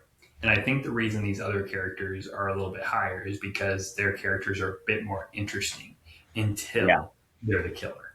And even when they are the killer, they're still interesting, but they are able to carry on a role without it being wrapped up in her being the killer. Her reveal is fantastic when she Right. shoots, Chad's girlfriend in the head, and she's like, "Welcome to Act 3 or whatever," and it's like, or the final act, I think she says. Welcome to Act 3. Yeah, Act 3. That's what it is, and that scene is very, very good for her character. And she's very maniacal. She's very crazy. The running with the flames on her is very, very like just terrifying and like very chaotic as she is. And so I do appreciate that about her. But I do think just for reasons that the other killers are a tad bit more compelling to me are is why I have her at number 7. Interesting. Okay. Well, my number 6 killer is probably where I'm going to start to get some flack for this list. If not from you, certainly from the Scream fans on the internet and on the Letterboxd and all of that. But my number 6, and I'm sticking with it and I'm staying with it, is Billy. Yeah, I know. It's wild. And it's not even because Billy's a bad killer or a bad character, because anybody who would say that is just wrong. You're just wrong if you think Billy's not an effective killer, not an effective character, not even surprising. Because Billy's interesting because he's surprising, but he's not surprising. Like the whole time they're building him up to probably be this killer, but then he's released, and then he's like, I couldn't have done it. And then he's actually murdered, and then he comes back and he's like, pig's blood, the same stuff they use in Carrie.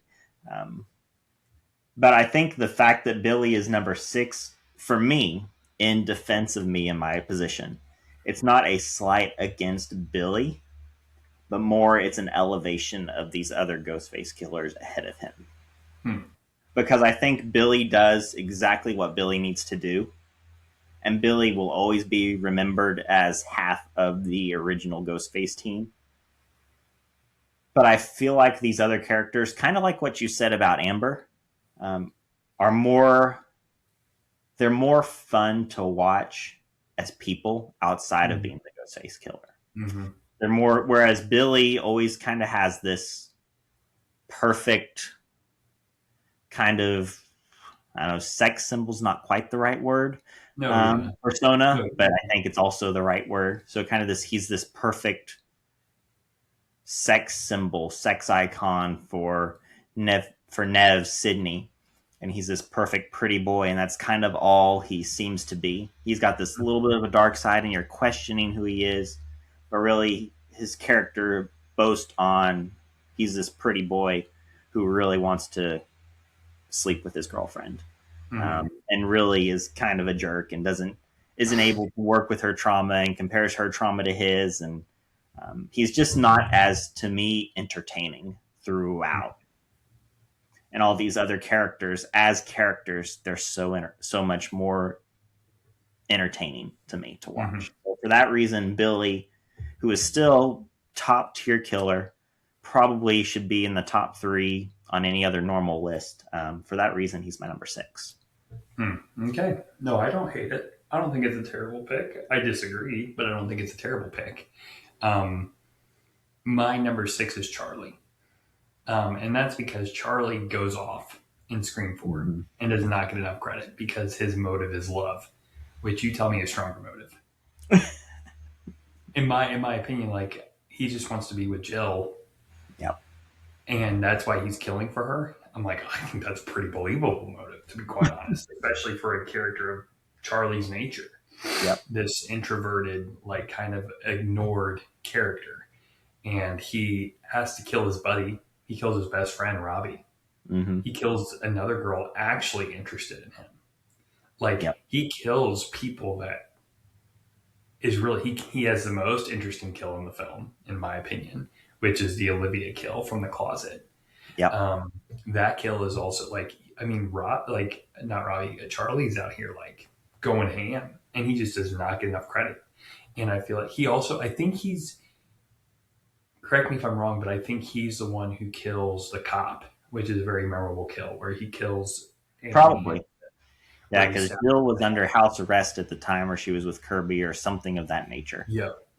And I think that scene is also very intriguing. So I feel like Charlie is one of those that gets like thrown to the bottom of the list just because he's got a weird motive. But in my opinion, it's a very strong motive, and he's got a lot of kills. The second most, if not the most kills. I can't remember Yeah. who has more, him or Roman, but they both have a lot of kills. And Yeah. Jill is more seen as a mastermind, where Right. Charlie is the hitman, and he kills a lot. So He does. Yeah, no, Charlie's a great pick. I don't hate at all that you've got him there. I really wish I could have put him higher. mhm. I think he's completely believable. I think he's completely entertaining, and yeah, I'm with you. He wants to be accepted. He kills for the reasons that Pearl kills in the X trilogy. It's she wants to be seen and she wants to be loved, and Love Twisted can make us do some crazy, crazy things like kill a bunch of people. Yeah. So my number 5 is actually Amber. Okay. And for all the reasons you said you love her as post reveal, I think all of that happens post reveal, Mikey Madison makes up for the beginning. I think, and I even think in the beginning as Tara's friend, I think she's very compelling. The way that she is there for Tara, she's kind of become Tara's older sister because Sam ran off and abandoned Tara, and Amber's really bitter about that. She's like, I'm the one that's been here protecting Tara, and now you try to come in as this savior after she's already been attacked. And oh, by the way, it's your fault because you're the daughter of a serial killer.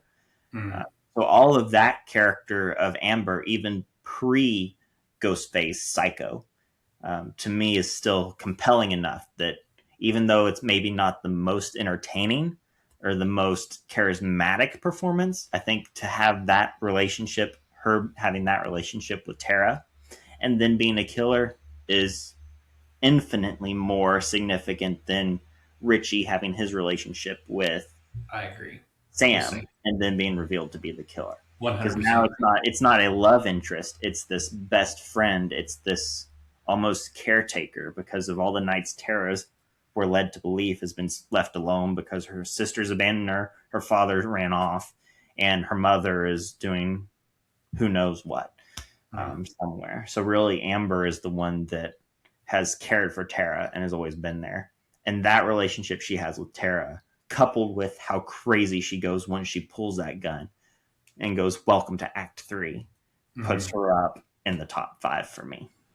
I think that's the perfect placement for her. I had her originally at top 5, but when I went through and looked at these again, I was like, no, I just can't give it to her over these other ones. And you'll see exactly why. But my number 5 is Jill. Okay. Jill is my number 5. She is one of the best reveals since the original. She might be the second best reveal in the series. Because you don't anticipate that it couldn't be her, but the fact that it's related to Sydney. She's the cousin. She's, someone who should be seen more as a victim, someone who seems as though she's annoyed by her cousin coming to town, because she labels her as like this, this death symbol. Angel of death. The angel of death, yeah. When she shows up, death follows. And it's not that she is like playing on too thick, but also there's a really nice line from Kirby towards the very beginning of the film. I don't know if you remember this line. Okay. But it's Jill is coming to the car because Kirby's picking her up, and Kirby goes, hey, promise not to kill me. But Travis called me last night. And it's such an interesting line because it would usually be a throwaway line. But if you know that Jill's one of the killers, when you hear this, hey, promise not to kill me line with no context, it takes on a whole nother significance. It's a really nice line. It's really interesting. And so I think that Jill is a very smart character. I think that Jill's role is very compelling, especially Ghostface reveal and her sequence of one of my favorite sequences in the film where she like thinks she kills Sydney and then has to hurt herself, beat herself up. The fact that she doesn't, they don't copy the Stu and Billy scene where they hurt each other. She just kills Charlie and then injures herself. Yeah. By stabbing herself in the shoulder and falling through the glass and running into the walls. And, just, it's such a good moment. And the scenes where all the lights are flashing on her as they're carrying her into the hospital is just peak, like, killer moment. What a good moment for her. Very compelling ghost face, very compelling. And she's very believable. She's a very believable mastermind. And so that's why she's at number 5. Yeah. Great. Perfect. So my number 4 killer is Mickey. Okay. And it's just, I mean, Mickey always had to be in the top 5. He's absolutely psychotic. He is so entertaining, even as a normal character, as just Mickey the film student. I mean, he's just so entertaining. He gives you that feel of a Quentin Tarantino fanboy, where it's like, ooh, you're gross, but also, oh, I want to spend time with you. Yeah, I want to talk to you. You know stuff. And then his reveal as the killer at the end, and his reasoning, he's like, I'm going to blame it on the movies. And it's going to be perfect. The Christian Coalition is going to pay my lawyer fees. I'm going to da-da-da-da-da-da-da-da. And then Miss Loomis comes along and she just gets rid of him. And she's like, he's crazy. This is all about revenge. But Mickey is just absolutely psychotic. He's psychotic as a normal person, even without the ghost face murder craze. And Randy picks up on that very early in the film. He's like, could be you. Why couldn't it be you? Which Randy always nailed the killers. If people listen to Randy, they'd live longer. But yeah, Mickey is both as a killer, as the film student Mickey, and as the Ghostface killer with just his psychotic motives. Thinking that he's really going to get away with it, thinking that the Christian Coalition is really going to pay his legal fees, all those things. That's enough for him to land the number 4 spot. Nope. One of the shining parts of an otherwise lackluster Ghostface duo. He absolutely makes up for the letdown and the conveniences of Mrs. Loomis. I agree. I kind of think that the Jill is the better Mrs. Loomis because she's related to one of the main characters and is more of the mastermind than more the killer, but still has an important kill because I believe she kills her mom. Like, she kills her own mom. Yeah, I think she probably does. It's a big deal. And I think that for their combo works a lot better than the Scream 2 combo. Oh, for sure. But my number 4 might come as a shock to you, but my number 4 is Stu. Okay. Now, the reason he's my number 4 as a Ghostface is because he's a much more interesting character than he is just a Ghostface. Right? Now, of course, he's what everybody loves about Scream 1. He is. Right. It's Stu Mocker, right? He's the whole reason everybody's excited for Scream 7 because they think somehow Stu is going to come back in some way or another. And he is a fantastic, character, but he is the clumsiest of all the ghost faces. He is the one who is, like, the most likely to be caught. Like, the fact that he doesn't just somehow get caught towards the middle of it is, correct me if I'm wrong, but I'm pretty sure he's the one, like, running out in the woods. Like, he's the one, like, in Ghostface costume, just like in the convenience store. I don't know. Like, what are you doing? I can't imagine that's Billy. No, right. So it's like, he's just, and he again is like, in my opinion, he has arguably the weakest motive, peer pressure. Like, you were just pressured into killing. Right now, of course, you could go based on the idea that he's in love with Billy, which is very possible. They might be a very lovely gay couple in the movie, but you don't really feel like you buy that because of how much Billy is just trying to sleep with Sid. So it's like, it definitely feels like he's Will and Billy's his Mike, so to speak, we'll say. But I feel like for Stu as a Ghostface, he's just not as compelling as a Ghostface as he is a character. Still a very solid Ghostface, still has good kills, is still very scary. And his monologue of "it's a scream, baby," like throwing his fingers up and he's spitting. It's gonna be a scream. Yeah, and let's face it, your mother was no Sharon Stone, right? Like this, everything about him is perfectly calculated as a Ghostface reveal. But I just think the other three are just stronger ghost faces. Yeah. All right. Well, my number 3, which might have come as a surprise to you that he's up here, but then again, maybe not based on previous conversations we've had here today. My number 3 killer is Roman. Okay. And I think Roman is severely underrated, as we've talked about, just really Scream 3 as a film as a whole. I think Roman is unnecessarily trashed on. Yeah, okay, so he's the surprise half brother of Sydney that nobody knew was coming. But hey, by the way, Randy called this in his video. If there's some unnecessary backstory, you're in part 3. But then, yeah, for reasons we've already talked about, you've got the voice changer where Roman can literally be anybody. You've got the fact that he is still, to date, the only lone ghost face. And you think of some of the kills and some of the ways that the kills go in Scream 3, and you're like, this dude is just on fire. He's so twisted because you see him, he's as a character, as just a normal, everyday, common person. He's this director who wants to get this movie made. He's like, I'm gonna make this movie so I can make the really super indie movies that I want to make. And then the movie gets shut down, and he's distraught and he's heartbroken and he's fighting for it. And he's like, this was going to be my shot. I was going to get funding. I was going to be able to do what I really want to do. And now they've shut it down, and I can't believe they've shut it down. And why have they shut it down? And the dude's the reason they shut it down in the whole first place. He's absolutely the links that he goes to. The way he plays both sides, where you really start to feel bad for him, and you're like, you're the killer? You threw all that fit about losing your movie, and you're the fault of causing all this? I think is just so... Roman is vastly underrated. He's vastly pooped on.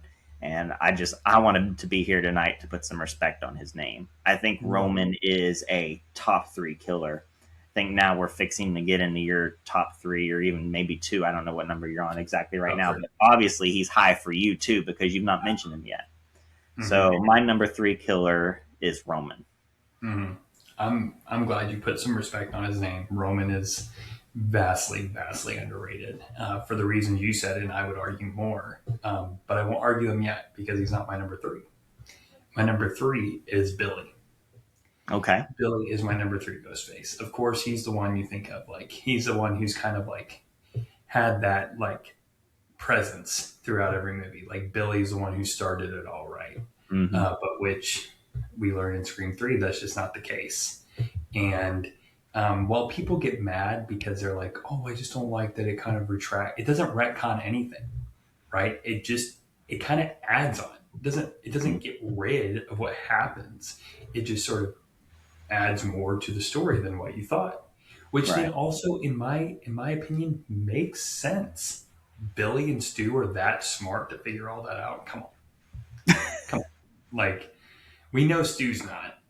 And then I think we also can kind of put together that Billy's not as well. And so, but Billy is that killer for me, that he is just a tad stronger than Stu. He does have a little bit more brain power than Stu does. He does make a little bit more of the important decisions. He does have more vital kills. And I think that Billy is that guy who's just like, he is creepy. You don't want it to be the boyfriend. And he's also the most obvious. And that role is played to perfection, because if you were any less obvious or any more obvious, it would be annoying. But he's just perfectly nuanced of like, could it be? No, that's too obvious. But that's the point. And Billy plays it so well. And so I feel like for that movie to go as well as it did is mainly in part due to Skeet Ulrich and Stu Macher and Matthew Lillard and Billy Loomis, right? This combo only works as well with the other one. And so that's why I put them together too. That makes sense. I feel like they're so well paired together. It's kind of the same reason I did Jill and Charlie, right? They're paired so well together that it makes it stand as strong as it does. And that's why Billy's my number 3. Okay.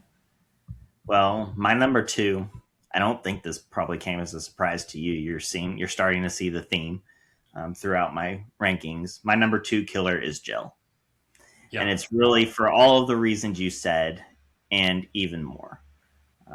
I just think that Jill is absolutely really getting to the top three. I was kind of ranking them on how psychotic they are, but also how much I enjoy them as not just Ghostface, but as other people, just Mm-hmm. normal people within the world of Scream.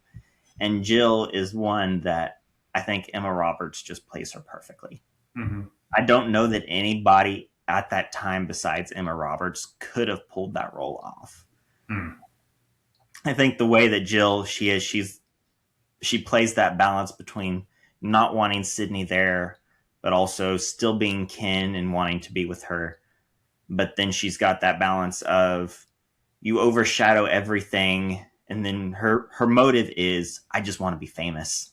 Mm-hmm. I want my 15 minutes of fame.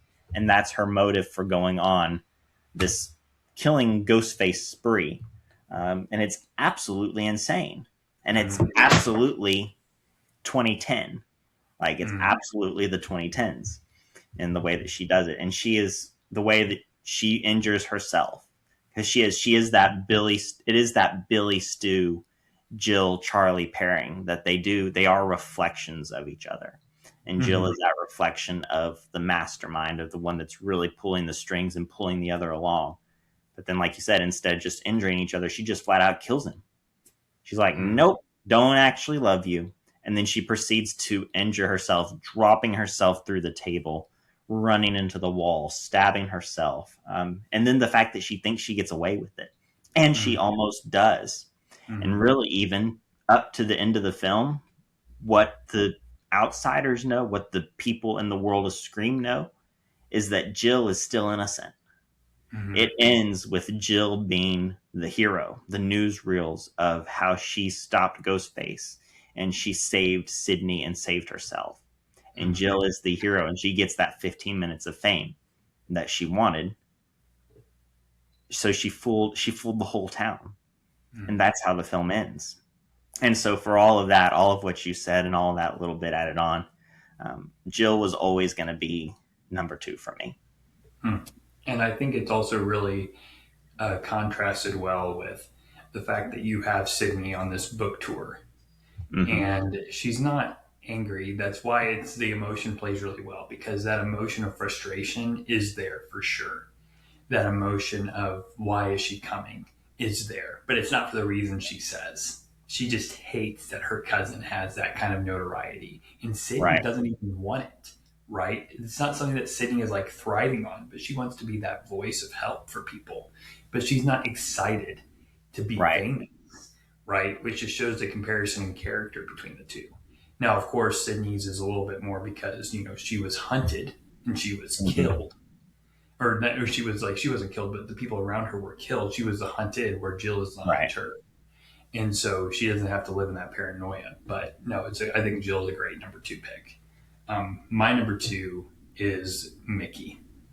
Mickey is my number two for the reasons you said, but also the trauma, the way he plays on Sydney's character Hmm. is better than any other killer in the entire franchise. No one plays with her psyche more than Mickey because Billy is sort of accessing from she hasn't faced that trauma yet, right? Her Right. mom died and there's that trauma. Of course, the murder of your mother is very traumatic, but her personal trauma, something she's personally gone through, where Right. she's watched people around her die, like her best friend, right? Right. Now Mickey is like, oh yeah, you think you got it figured out? Yeah, you're so smart, Sydney. You're so smart. You're right. It definitely couldn't be Derek. You couldn't have definitely done it again. And like this, the way he plays into her, sort of like the evil, like the demon on the shoulder whispering in her ear, Hmm. these lies about the people around her as they have these very minimal but important and significant interactions. Yeah. Um, to his reveal of thinking he's going to get away with it all, and he's the only reason Scream 2 is as high up on my list as it is. Like, or he's one of the main reasons. Of course, the set pieces are there too, but man, it's Right. definitely not because of Mrs. Loomis, right? She's not a reason Scream 2 works for me. She's No. a reason Scream 2 isn't my favorite, like, but Mickey does a really good job of playing that ghost face killer well, and he's able to do it with actual psychological trauma and then physiological trauma by Yeah. murdering people. So Mickey is arguably the perfect Ghostface. Arguably, he's number one. But I think I have to say that for the other person I have in my number one now, which I'm sure you put together, and I put together your number Yep. one. And I'll be honest, I am shocked by your number one. Well, I do like to keep you on your toes, but as you've tracked, my number one is Stu Macher. Mm-hmm. And I'll tell you this: it was the most recent rewatch of the original Scream, this past October, where Stu really worked for me. Everything that Matthew Lillard did, and that's one of even the other beauties of Scream, and why it's number one on so many people's list, is every time I've come back to it, it's been something new. And this most recent rewatch, it was Stu Macher. Mm. And I just think everything about him as a Ghostface is kind of perfect. Because you think about really the epitome of who Ghostface is. And Ghostface is clever, sure. But Ghostface also has a PhD in getting his butt kicked by teenagers. Mm-hmm. I mean, he just always has. That's always who Ghostface has kind of been. He's this serious slasher, but he's also very much, he leans more into the joke slasher, the joke of a killer. And Stu is one of those that balances that perfectly for me. It's in the way that, to me, his motive of peer pressure, and even just peer pressure, even leaving out all the crazy fan theories about Billy and Stu, for me, that's enough for Stu, because I think he's so dependent on Billy. He's such a codependent character that makes sense for him to be this way. And then he has some of the best lines in the film, as Ghostface and as Stu Macher, but particularly as Ghostface, where he's like we say, it's gonna be a scream. Now let's face it, Sydney, she was no Sharon Stone. Or even when he gets hit in the phone, you hit me in the head with the phone. And that line even being completely improvised just speaks to not only to the greatness of Matthew Lillard as an actor, but how much he was Stu in that moment. Stu was a living, breathing human being. And for those reasons, I think Stu is the perfect Ghostface. And really, after thinking through all of them, he had to be my number one. He's just a perfect blend of everything that makes Ghostface who Ghostface is when I think of the mask and the knife. I think that's a really good reason as to why. I think those are all great additions into what I said too about why he's such a compelling Ghostface and why he's in my top five, right? Why he's number four. And I think all the reasons you mentioned for Roman, and on top of maybe a little bit of what I'll say, is why he makes a compelling case for my number one.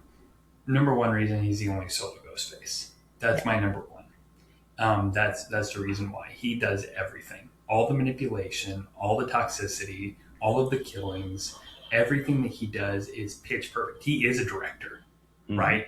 He would be a really good director because he handles it all on his own, right? And that's even one of the meta contextual things about it too, is that the director is in control, right? And that's what he does. And he makes cameos, and he does the acting pretty well. And he's also telling the other people what they need to do, their job, right?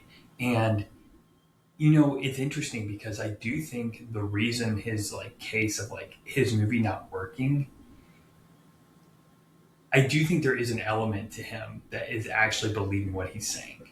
The feeling of, my movie's not working. Why is it getting, why is this happening? And that's the reason he's believable, right? And now, of course, you don't know him to be Sidney's half brother, right? You don't know that to be the case of who he is.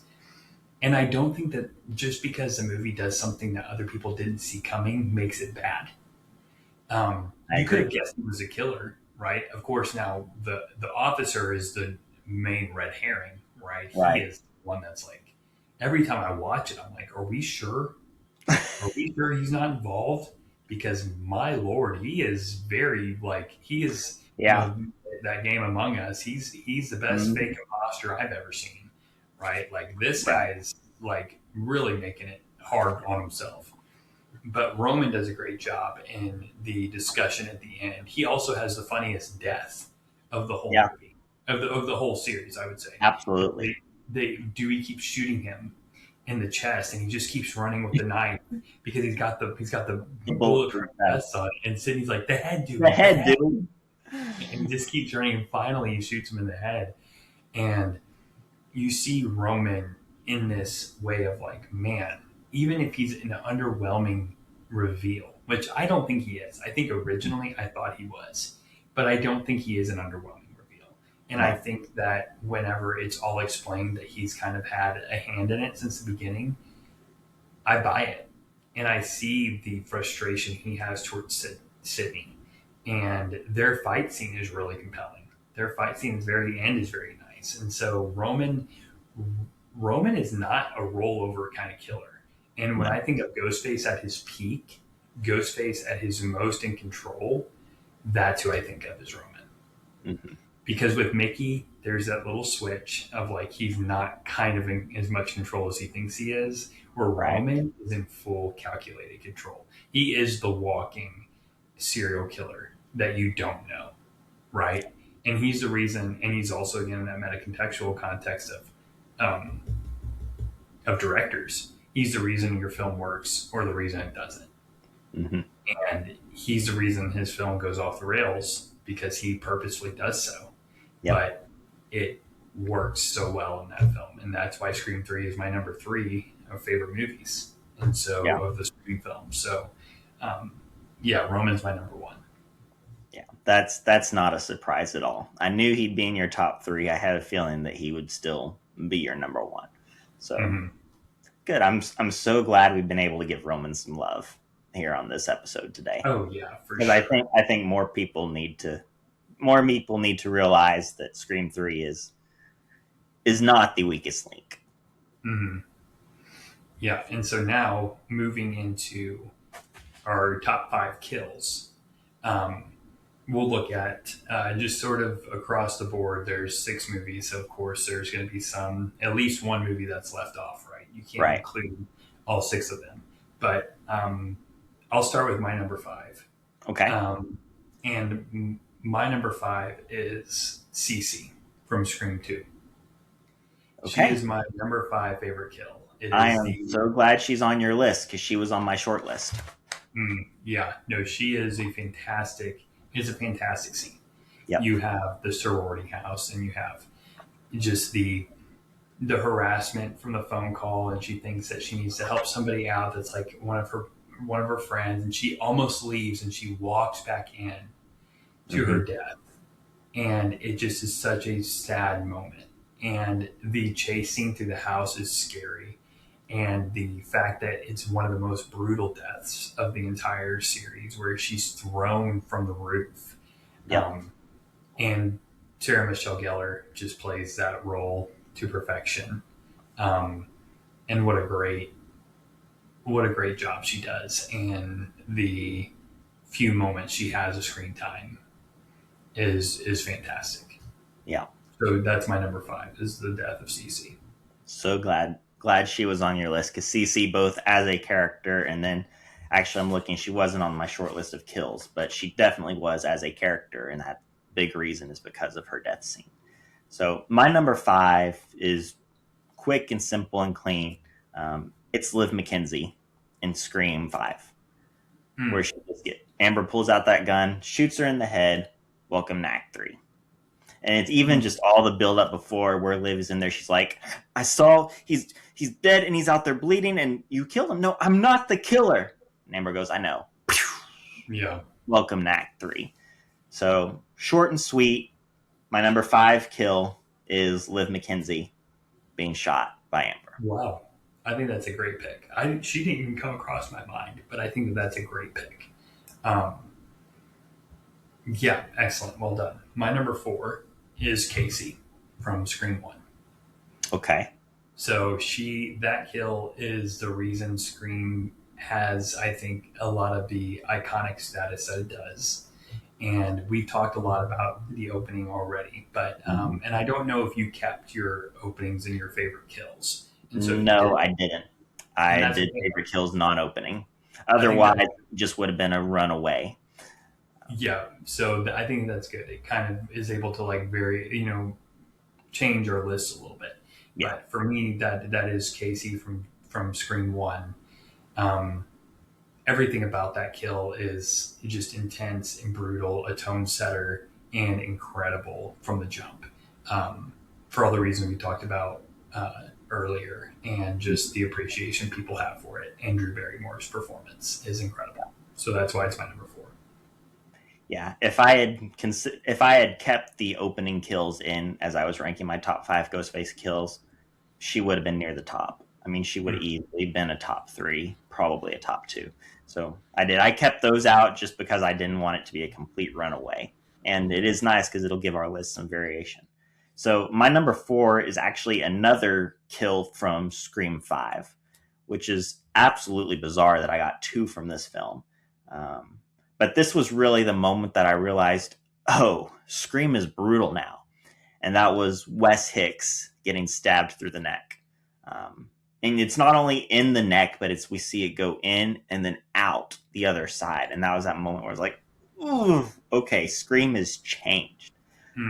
That was the moment that for me, Scream changed forever. And maybe it'll go back with Scream 7 into more of the commentary and the meta and the humor of it all. Or maybe it'll keep going with the brutality. But for me, because of how the death of Wes changed the way Scream felt for me, that's why it's my number 4 kill. I think that's a great pick. I actually didn't consider him, but I considered Judy. Okay. Yeah. The killing outside that I felt like that was my moment when I was watching Scream of like, oh, we're jumping. Mm-hmm. So I think Wes is a perfect pick for your number 4. My number 3 is from Scream 4, and that is Olivia. That's the okay. That's the closet. That's my number 3. Really? Wow. Yep. Okay. Olivia Morris is my number 3 too. Yep. So of course the reason that kill works so well is because you have the anticipation of it building up to being the closet of Kirby and Jill, and it's not. And they say, not your closet. Not that closet. And then Olivia is they see across the way watching her die. Especially put into context later with Jill being the other killer, she knows this is going to happen. Yeah. And the idea of the police being right outside, the fact that they were right there and there's nothing they could do about it. And then Olivia too being the one that named Sydney the angel of death or the bringer of death. And then lo and behold, this is what happens to Olivia. And probably one of the most brutal ways for sure of the Wes Craven screams. The way she's just flung about that room, and then the final reveal of the end of how it all ended for her when Sydney walked into her room, and we see Olivia there. Yeah, that was great. Such a random one to be both of ours, not only on the list but in the same spot. Yeah, very random. Interesting how it works out that way sometimes. Very. All right, my number 2 is going to be Tatum. Okay. From Scream. It is one of those kills where it is the most unique kill maybe in the series. Mm-hmm. The garage kill. Because you also have the funny comedic sequence with her, and I believe it to be Billy, is the killer in that moment. The way he sort of pops up. Now, it could be Stu, very possibly, but I believe it to be Billy. And so this feeling of Tatum being right there on the cusp of escape, and she gets caught in the cat door, and Ghostface just decides to hit the button, which that honestly is probably more like Stu. Interesting. That might be more like a Stu kill, the way he kind of like hits the button to think, you know what, I should hit the button and get her to go up because I just think that would be funny. Yeah, That's more of a Stu demeanor, honestly. That does seem like a Stu move. But it's also one of the only deaths you kind of feel when you're watching it. Like, Oh, Tatum. That sucks. Sydney's closest friend. Um, and the way she dies is so brutal. So, yeah, my number 2 is Tatum. Yeah. Well, my number 2 is Tom Prince in Scream 3. Just because it's one of the most, when we go back and we talk about the kind of the campiness and the playfulness of Scream 3, he's the one that blows up in the gas leak. Yeah. And we've got the whole buildup of the fax machine is printing off these new pages of the script, and everybody's run outside. And he's like, I've got to go back. And he runs in and breaks free from the others, and he turns on his lighter, and he says, the one who will be spared is the one who, and I'm getting goosebumps right now talking about it, but it's the one who will be spared is the one who smells the gas. And then the house blows up. And it almost, now as I'm walking through it and walking through the script, it seems like he only intended for one person to survive, but in the end, it's only one person that died in that moment. That Roman was intending on getting a bunch of them, and he only got the one. But so, yeah, just for the fact that it gave me goosebumps talking about it, just even right then, and the magnitude of the kill, the tension building from the tax machine, and then the lighter and the gas. Tom Prince being blown up in Scream 3 is my number 2 kill. Yeah, I think that's a great pick, especially for just the context of what Scream 3 is. Right. Wow. Okay. So to our number 1, and of course I kept openings, but I think the Marine death in Scream 2 is the best kill in the series. For all the reasons we've already talked about, being surrounded by people, the torment, the play that he does with her being able to like actually scream for help and no one knows. No one has any idea what's going on. And the Jada Pinkett performance is really good. It's really well done. And it is what sets you up in that moment of like, again, that set piece of like, this is crazy. What a moment. What a great way to capture everything that Scream did well in the first one and do it to perfection at the opening of the second one. Yeah, that's my favorite death, the best death, and I think the entire franchise is Jada Pinkett Smith in the beginning of Scream 2. Well, my number 1, you did a lot of the heavy lifting for me, which is great, but my number 1 was always going to be my number 1 for the franchise, and it's Tatum Riley in the garage door. I just think everything, for the reasons you said, we know Tatum. We have compassion and empathy for Tatum, even if Tatum's maybe not the brightest or even the best friend. I mean, she's wanting Sydney to come to this rager in the middle of the night when there's a killer out on the loose. A killer who, one, unbeknownst to them both, happens to be her boyfriend. But for me, Tatum is the one that you always feel the most.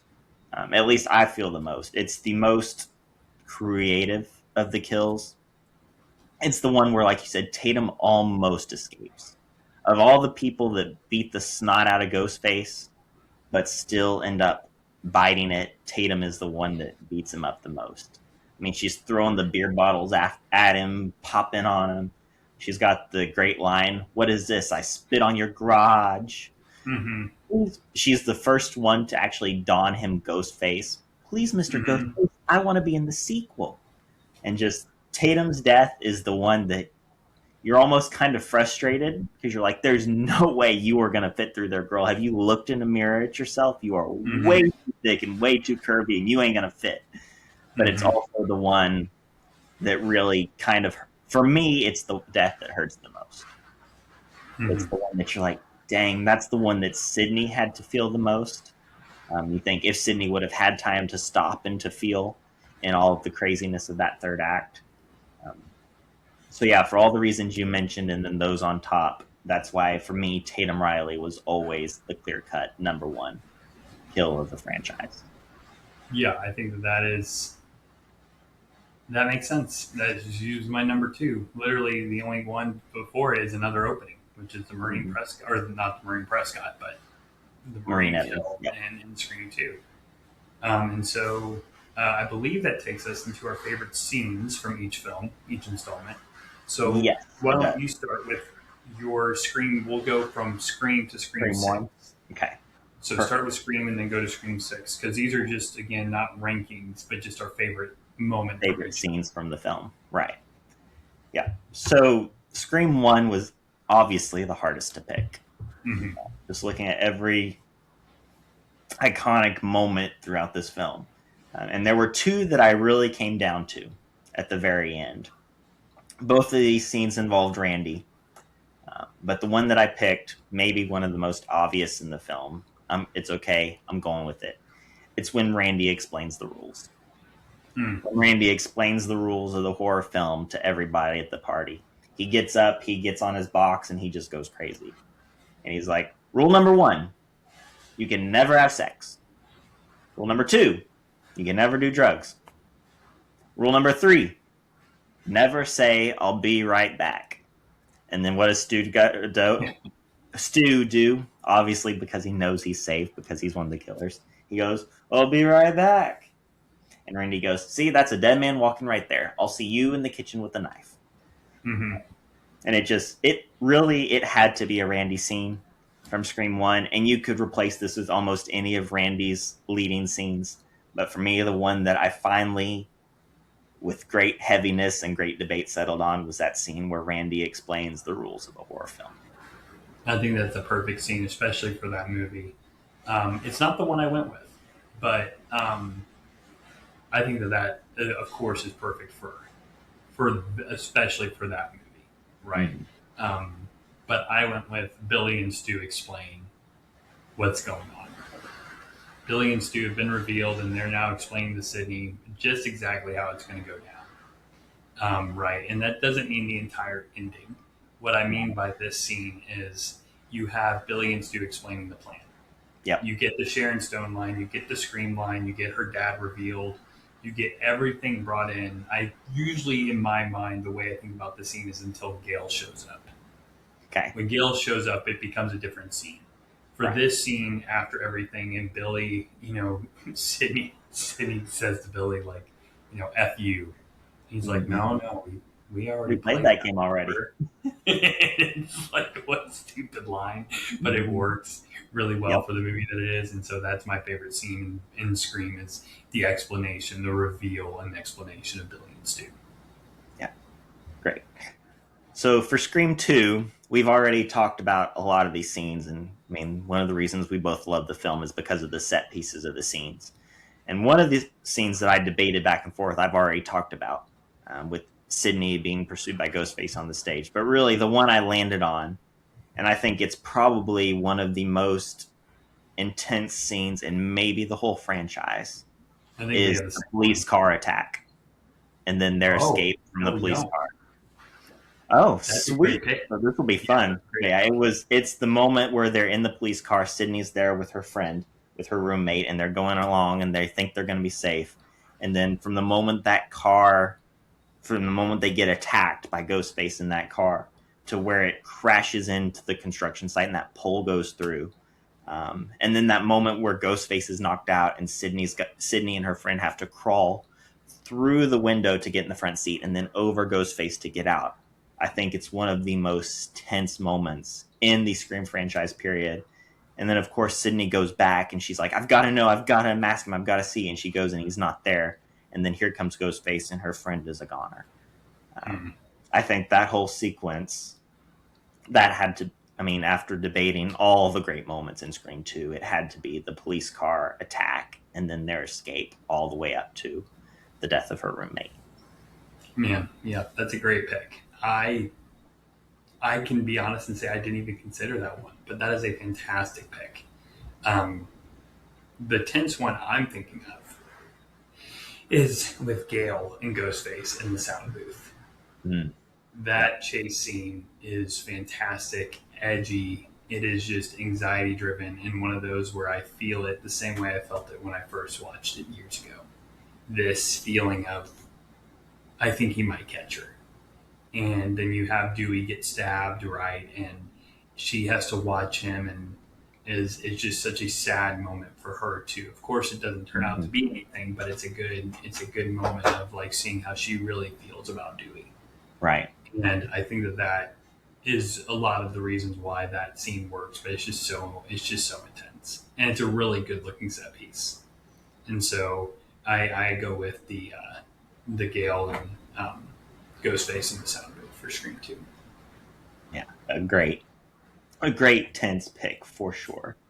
And I just want to note, I don't know if you did this the same as your top 5 kills or not, but as I was thinking through the favorite scenes, I left off all the opening scenes in my consideration of these as well.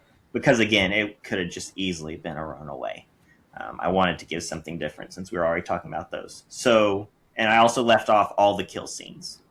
I wanted to find scenes that we hadn't talked about yet as I was thinking through these favorite scenes. And many of them were scenes that we hadn't talked about yet. Of course, police car attack was a kill. But anyways, scenes that we hadn't discussed. So my favorite scene from Scream 3 is Carrie Fisher's cameo, where the two Gales are going to investigate. And they see Carrie Fisher at the desk down here in the file room.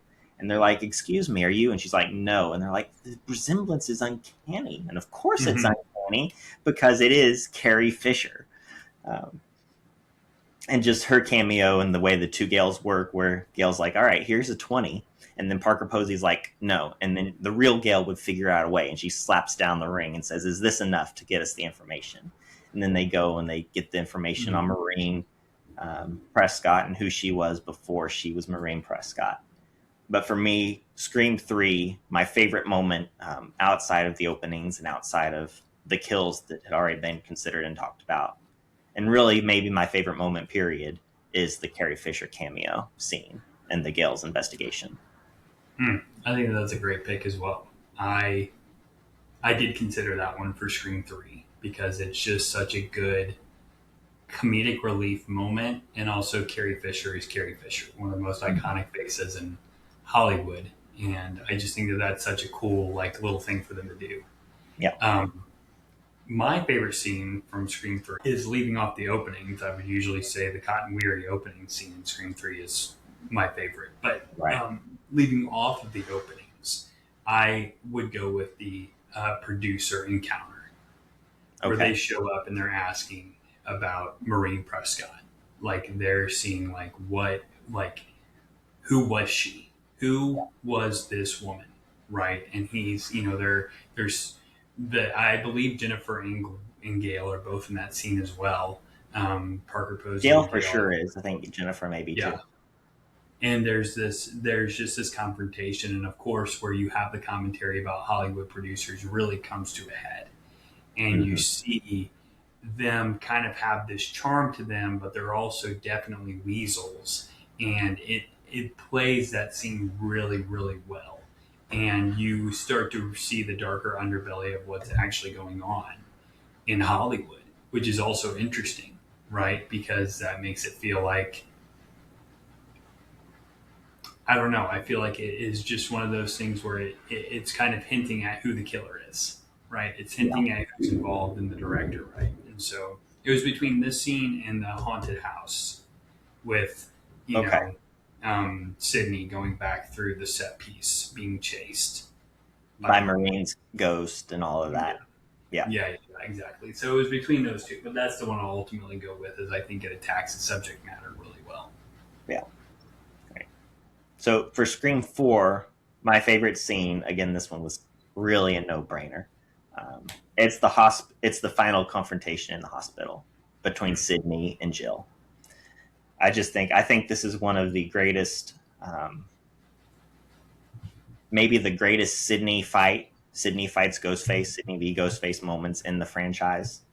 I think because we've seen Sydney, she is all the way at the top she's at the end of this journey.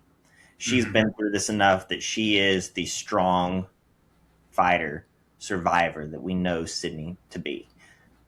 And this moment here that she has with Jill as they fight in the hospital.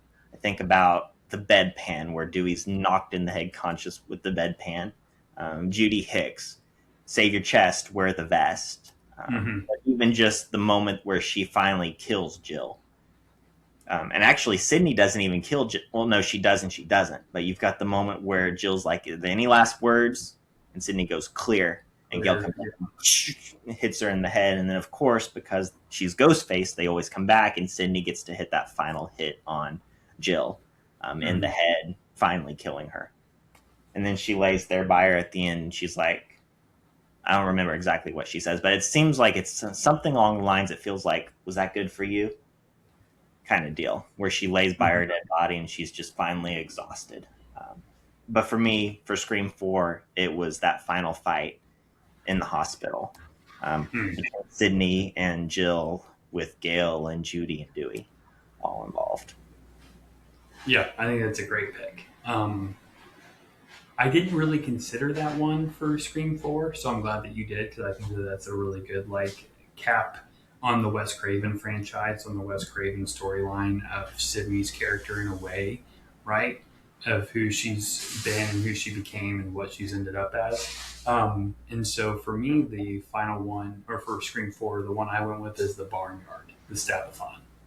Yeah. That scene is very much like a Halloween feel.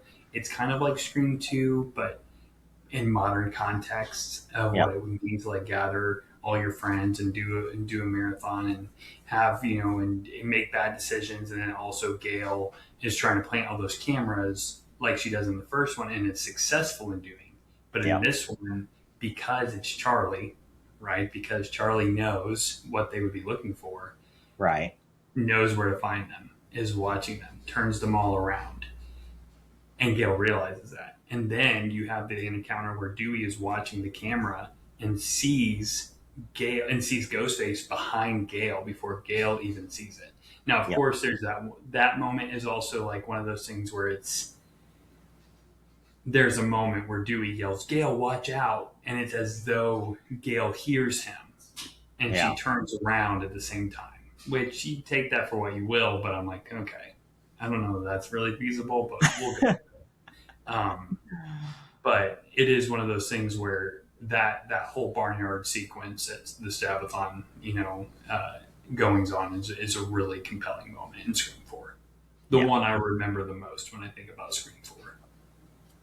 Very good. Yeah, that's definitely the false climax of Scream 4, really, is what that barnyard sequence is. So that's a really good pick. For Scream 5, I went with the scene where Sam kills Richie. And that in particular of all of the third act, that moment where she's killing Richie. And Richie has, he's talking about how there's rules and there's things that are supposed to work. And Sam says, well, here's a rule for you. Don't mess with the daughter of a serial killer. And she just goes complete serial killer on Richie. To which his last lines are, but what about my movie? Yeah. And for me, that for Scream 5, again, leaving out some of those big tentpole moments we talked about earlier, that was the one that, for me, stood out the most in that film. Okay, I think that's a good pick. I didn't go with that one. I went with the hospital sequence, the one where Tara is running from Ghostface in the hospital. Through the wheelchair, him following her. You have Dewey when he unloads the gun and the shells pop out. And you have the conversation between Amber and Sam, where she says that she was just trying to stall and the elevator opens up. And I just think that scene is really, really well done. And the most tense in the movie for my opinion. So I went with the hospital scene. Well, so bringing this to a close, now we have Scream 6. And to be fair to Scream 6, I've not seen this since it came out in theaters. That was the one time that I've seen this film. But the scene that I went with maybe was the obvious one, and maybe that's because I haven't seen it since it came out in theaters. But it was Gale versus Ghostface. I think that's a great pick. And this scene, I think, it's one of the maybe the most significant scene in this film, because this is the first time in the entire franchise that Gale gets a call from Ghostface. Of course, with Dewey's death in Scream 5 and Sidney's not returning to Scream 6, this maybe was inevitable. But this was also such a big moment for Gale to get this call from Ghostface and then to have this fight with him that she'd had fights before, but she never had a confrontation with Ghostface like this. So for the iconicness of what that scene kind of meant to this franchise, into Gale as a character. That's why it's my Scream 6 moment. No, I think that's a fantastic pick. I was between that one and the one I went with. And the one I went with was I was between that one, the subway, and the one I went with. And the one I went with is the bedroom to bedroom. The ladder. Okay, the ladder. Throwing the ladder from the window to the other window. Talk about tension, man. That scene is just intense.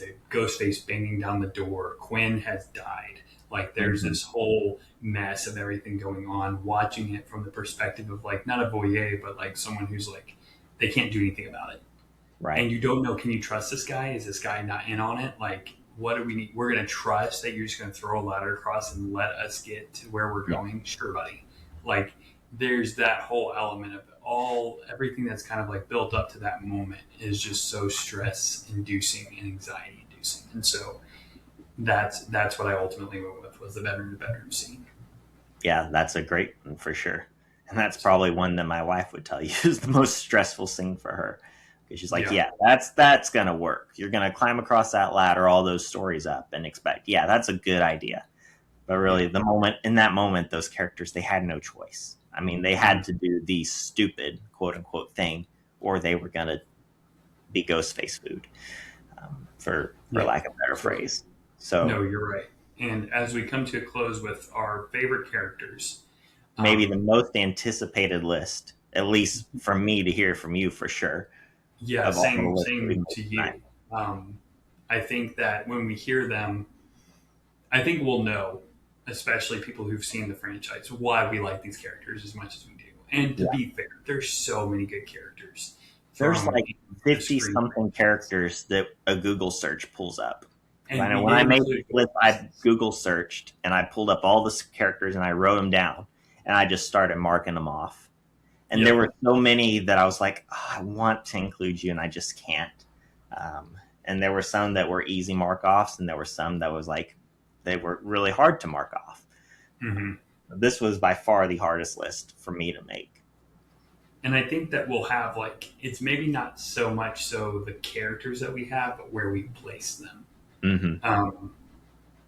And I think that will be what ultimately is the more interesting part. But you'll know why you have the people you have, and I'll know why you have them, and vice versa. Right. But, we'll go through from 10 to 3, list our honorable mentions, and then we'll name our final 2, our top 2 favorite characters. So why don't you start with number 10, say your character, then I'll say my number 10, and we'll kind of just build down. There doesn't really probably at this point need to be a lot of discussion about why we have them where we have them. Right. But yeah, very brief pass through of this is why, but yeah, it's going to be obvious at this point. So my number 10 character is Casey Becker. Okay. We've talked Casey Becker to death. She's one of the most iconic characters of the franchise. She's Drew Barrymore. She subverted audience expectations. And for me, she had to be on this list. Yep. So I've got her on my list at number 10. Here's something crazy. She didn't even make my honorable mentions. That is wild. Yep. So, and you might be like, they made your list, but not her, but that's the joy of the list, right? And I mean, I I've got one on here that I think is going to blow your mind, and I'm really excited about it. I'm excited about this one. My number 10 is Jennifer from Scream 3. Parker Posey's Gale Wombo combo. She's so good in that role, and she's one of the main reasons Scream 3 is as fun as it is. Great. Well, my number 9 is Roman. For all the reasons we talked about already, both as a character and as a Ghostface killer, he was high enough on the Ghostface that I was like, but significant enough as a killer or as a character that he had to make my top 10. So Roman lands comfortably at number 9 for me. Wow, another one that didn't make my honorable mentions. That is okay. Now I'm really wondering what your list looks like. I am very intrigued. That is so interesting because as a Ghostface, I really, really like him. As a character, I'm just not in love with him as a character. And again, there's so many good ones, so it's just interesting. But my number 9 is Cotton Weary. Okay. My number 9 is Cotton Weary, the most tragic figure, one of the most tragic figures in the Scream franchise. from being falsely accused of murder to finally getting freedom to then being falsely accused of murder again in Scream 2 to getting his 5 minutes of fame, 15 minutes of fame, to it really only adding up to about 15 minutes of fame. Because Mm-hmm. he's not very famous. 100% Cotton is not a very long running show, to No. losing his girlfriend to losing his own life. Um, and Lee Schreiber plays his character really, really well. It's just kind of a guy. He's just kind of a Yeah. dude. He's not like this real crazy person. He's just kind of there. He's not doing things for morally reprehensible or morally irreprehensible reasoning. He's Right. just kind of there. So that's why number 9, Cotton Weary, the dude, Well, just kind of there. the dude that's just there. That's really good. I'm glad that he is on your list because he's not on mine and he didn't clear my honorable mentions. But Mm. I'm glad that you have that appreciation for him because I think he is significant for sure to the original trilogy, if not the franchise as a whole. So this is the one that I think is actually going to surprise you. My number 8 is Jennifer. Really? Okay. And I couldn't leave her off this list. And I wrestled around where to put her for a little bit, but she was one of those that I was like, I could easily cut this character off. But I mean, it's like you said, Parker Posey as Jennifer is one of the reasons Scream 3 works. She had to make my list. So Yeah. to not beat the dead horse any further, I'm just going to say Jennifer was my number 8 top 10 characters of the Scream franchise. That's a great pick. And as we said, she's my number 10. I like that she made both of our lists. That's really I think that's totally cool. Yeah, I think that's really cool. My number 8 is Gail Weathers. So Gail obviously belongs on the list. She deserves it. There's nothing wrong with her being here. But for all these people who are like, let's go Team Gail. She's so good. No, she's so annoying. And she has maybe grown a little bit, but she's still so obnoxious to me in every single movie. And now, unfortunately, I hope for Scream 7's sake that she gets a little bit more of a character development. But she's always been smart and cunning. That's never been something that she's not been. She's not grown into that character. But she's still selfish, man. She's still a selfish person, and that's what sucks. But she is still Gail Weathers and has some of the best one-liners, has some of the best moments, and is responsible for the lives of people being saved across multiple movies. So yeah, Gail is my number 8. Yeah, and she's freaking Courtney Cox too. Mm-hmm. And that's great. Gail's my number 7. For really a lot of the reasons you mentioned. And Gail is a very interesting character because her arc goes like this. She goes up and she goes down, and she goes up and she goes down, and she goes up. And at the end of the day, she's higher, in my opinion. She's a more better person in Scream 6 than she is in Scream. But as the Carpenter sisters tell us, she still wrote the book.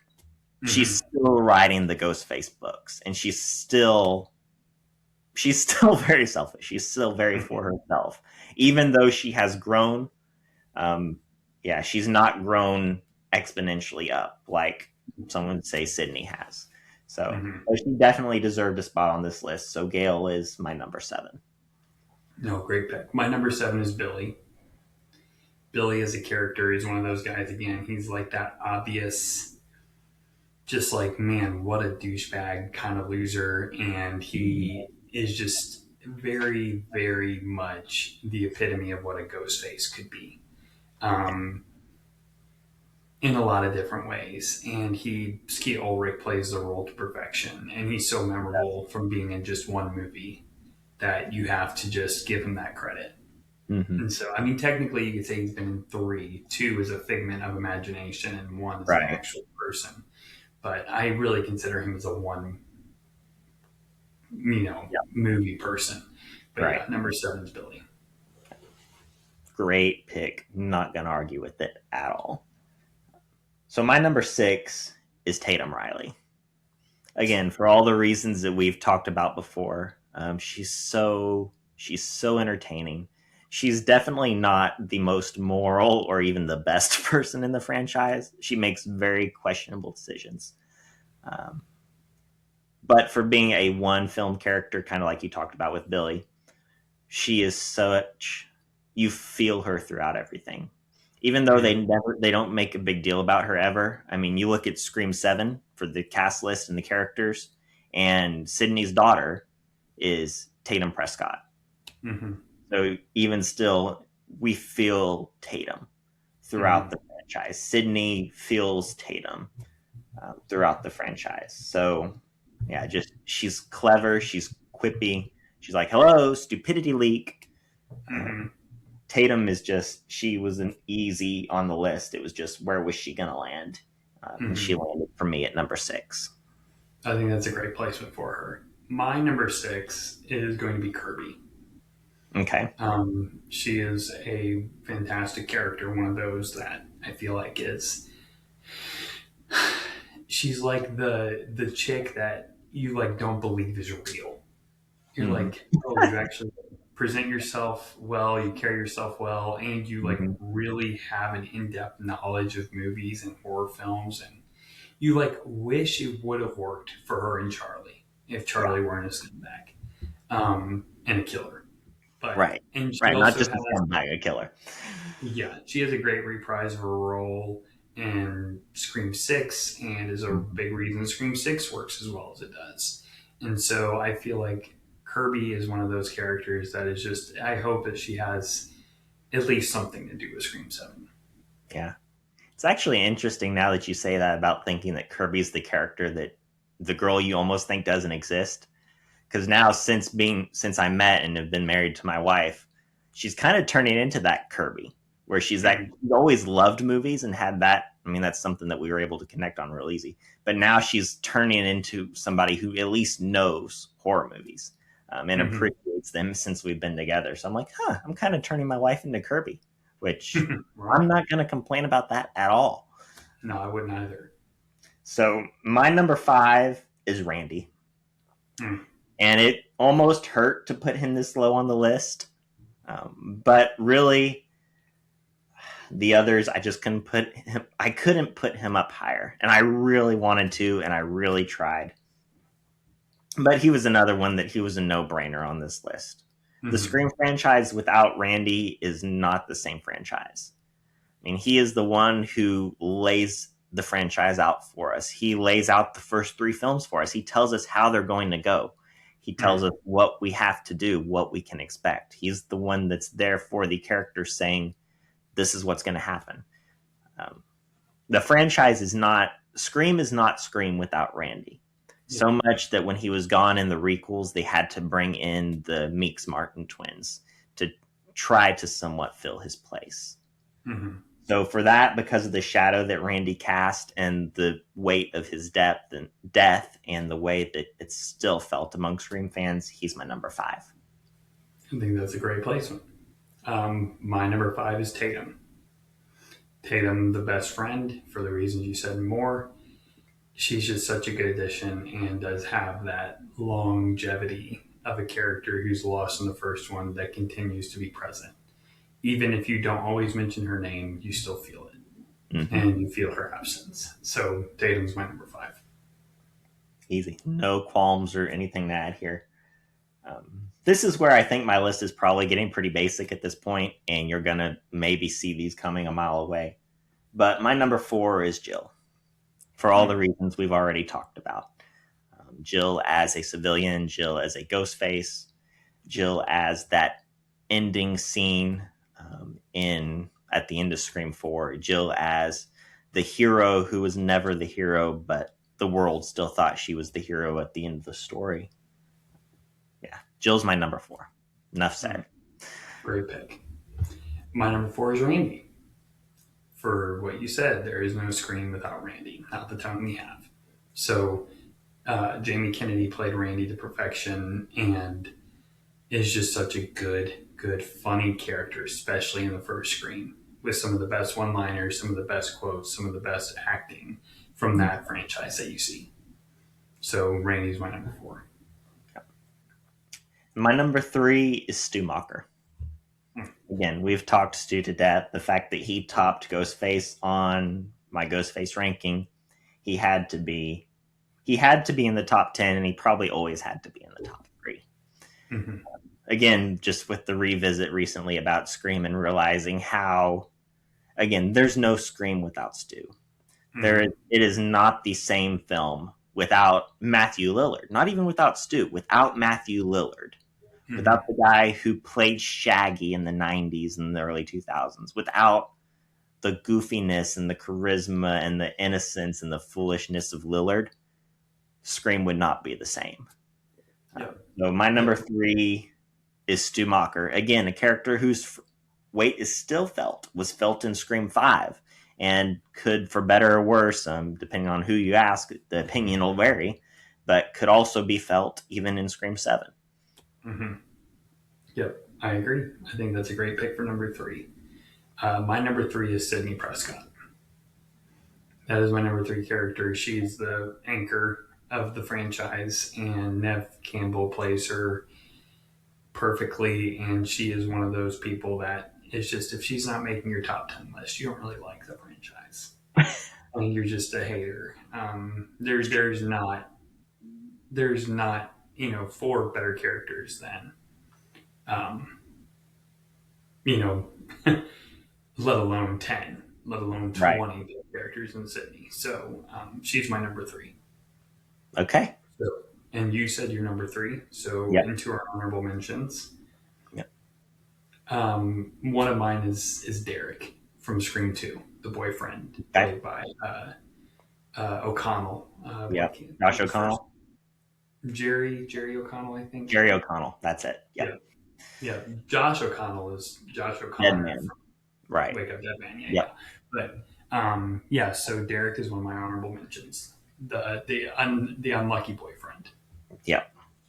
Yeah, he's a great one to have in there. I think he was on my medium list, but he didn't make my honorable mention list. So my first honorable mention, the one that really hurt the most to leave off the top 10, is Detective Kincaid. Mark Kincaid from Scream 3. For the little bit that we've talked about him before, the way that he seems like that red herring. He seems like you're so certain he's the killer, but then he's not. And you're like, of course he wasn't. From the moments that he has with Sydney and the relationship that seems to start to build between them at the end of Scream 3. He was the one that was really the most painful to leave off the list. That makes sense. Another honorable mention I have is Sam. Okay. And I'll say Tara as well. Sam and Tara and Chad and Mindy. The core 4. All 4 of them. Honorable mentions. That's a way to bend around the rules there. Yeah. So they were the ones that I felt you can't not mention, but they were never going to be my top 10. Yeah, well, I'll just go right off of that. Of those core 4, I didn't go all 4 of them to put together. I kept one because the others, otherwise my honorable mention would have been 10 characters long. But I had to go, and she was a last minute addition, but I went with Tara Carpenter. Mm-hmm. Just because Jenna Ortega just plays her to perfection. The way that she embodies Tara throughout Scream 5 and 6. I think really of the Carpenter sisters, I think she's the one that I'm going to miss the most in Scream 7. So she had to make my honorable mention list, even as a last minute addition. That makes sense. And then did you have any more honorable mentions? Yeah. Was that all of yours? That's all of mine. Yep. Okay. So you still only had 5. You just went through all 4 of them at the end. Yeah. So the last 3 honorable mentions I had was Billy Loomis, which is bizarre, I know, but I think you probably expected that at this point. Judy Hicks. I thoroughly enjoy her, especially in Scream 4. My wife can't stand her because she's like, you are hitting on another woman's man. But I just think Judy Hicks, the awkwardness that she plays in Scream 4 and then the way she's grown in Scream 5, and we see her as a mother to Wes. Judy Hicks, really, she's just so entertaining that she had to be on my honorable mention. And then my last one to mention is Maureen Evans from Scream 2's opening, which we don't need to say anything more. Jada Pinkett Smith is one of the most memorable parts of that film. Yep. All right. Who's your number 2? So my number 2 I kind of want to see if you can guess who it is. I bet you probably can. I feel like it has to be Dewey. Yeah, no. You it's didn't make your list at all? he didn't make my top 10 at all. And it was really crazy to leave him out. But if I had to cut one of the core three, it was going to be Dewey. Really? Okay. Yeah. Yeah. Wild now, huh? You don't know what to expect. No, my number two is Kirby. Okay. Yep. For a lot of the reasons that you mentioned. Kirby was the most exciting thing to me about Scream 6. When we saw that she didn't die, that she was coming back, and the way that they brought her back feeling not like a cheat code. That it felt very natural. I think they hinted even at her being alive still in Scream 5 with like a little YouTube clip that was hiding in the corner that you couldn't see unless you paused it at just the right moment. But yeah, Kirby, for all the reasons mentioned, is my number two. Okay. Do you want to guess my number two? Well, I'm thinking since you said Dewey, it was Dewey. But I also don't know that that's true, but I know Dewey's got to be on your list now.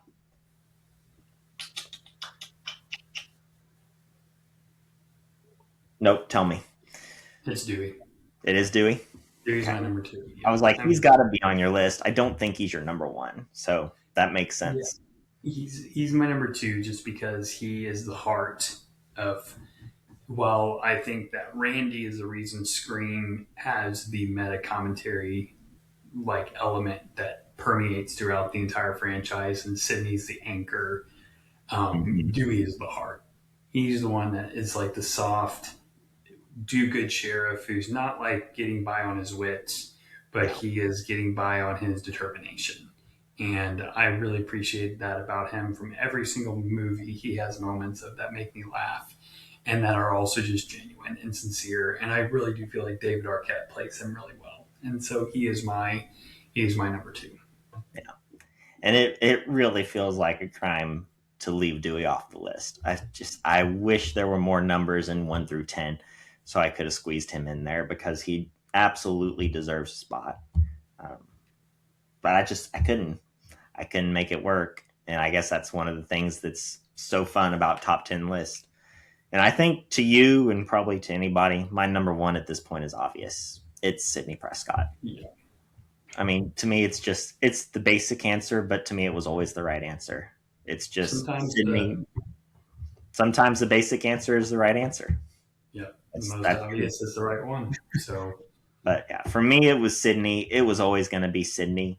Neve Campbell has become one of my favorite actresses, period, across the board. To even having sought out little independent, no-name early 2000s films that she's in. But I think her portrayal of Sydney's the greatest final girl in the history of horror ever. Maybe only rivaled by Nancy in Nightmare on Elm Street. But again, Nancy gets 2 and Sydney's been around for 5. And her presence felt in 6. So for me, it always had to be Sydney. She is the greatest final girl in horror. She's one of the greatest, if not the greatest character in horror. She is the reason I watch Scream. It's not for Ghostface. It's not for the kills. It's for Sidney Prescott and for her story. So she was always my shoe-in number one. And I think that makes the most sense. And I'm assuming you can probably guess my number one. Hit me. It would be Stu Macher is my number one. I couldn't remember if you'd mentioned Stu or not yet. No, he's the reason I show Scream to people. His character is the reason, because nobody believes like, oh, this movie's funny. Like, it's supposed to be scary. No, it's funny. And Stu's one of the big reasons why it's funny. And he is Matthew Lillard is now such a beloved character from the Scream franchise and from Scooby-Doo that it's hard to like picture him as anything else. Even when he does other roles, like he does in The Descendants, he plays, and he was also just recently in The Life of Chuck. You still see Stu Macher if you're a big Scream fan. You still see Shaggy. And but Matthew Lillard as Stu Macher is one of the big reasons why the Scream franchise works as well as it does. And so Yeah, I'm personally excited, looking forward to Scream 7. I hope that they do a good job and Kevin Williamson is now directing, Yeah. which I find really fascinating. I'm very cautiously excited. I mean, we're getting Yes. Sidney Prescott back. We're getting Gail Weathers back. I'm thrilled to have her back. We've got not Matthew Lillard. Yeah, we've got Kevin Williamson at the helm, which he's directed just a handful of things before. But Mhm.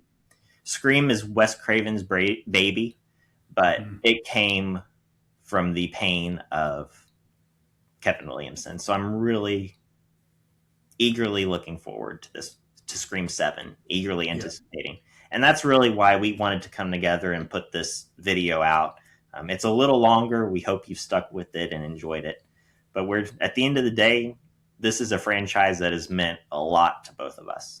It's one of Mhm. our most beloved franchise. Brady, it's been with you since you were 10, 10. 10, and then I've only had it since like 2020, 2021, really when you and I met and started talking about movies and watching movies. um, but it's just become one that's so special to me. It's one that I introduced my wife to early, and I knew that when Scream 6 came out, and I said, you know what, we were still dating at the time, and I was like, I'd really like to go watch Scream tonight. And she was like, I do too. You've got me addicted to those movies. That was the moment that I knew. I was like, boyfriend goals achieved. Like this, Mm-hmm. I could spend the rest of my life with this woman. That was one of Yeah. those moments I was like, I could watch movies and enjoy life for the rest of my life with her. So it's a franchise that's meant a lot to both of us. And we just wanted to come on here and talk your ears off about it and see where these things fell for each of us. I think we both had some surprises. I had some surprises, I know, on your end. I hope I was able to surprise you a little bit. Yeah. You were. So, So, but we thank you guys for listening. Definitely always continue to check out the podcast. Be sure to check out the other podcasts that we mentioned in Film Spotting with Josh Larson and Adam Kempenaar. And we just hope that if you're a big Scream fan, that you're also looking forward to Scream 7. And yep. so that's crazy that it'll be here so soon. But we hope that you guys enjoyed. And maybe next time you'll be able to let us know what's your favorite Scream movie. Oh, and in case I don't see you, good afternoon, good evening, and good night. I'm finished.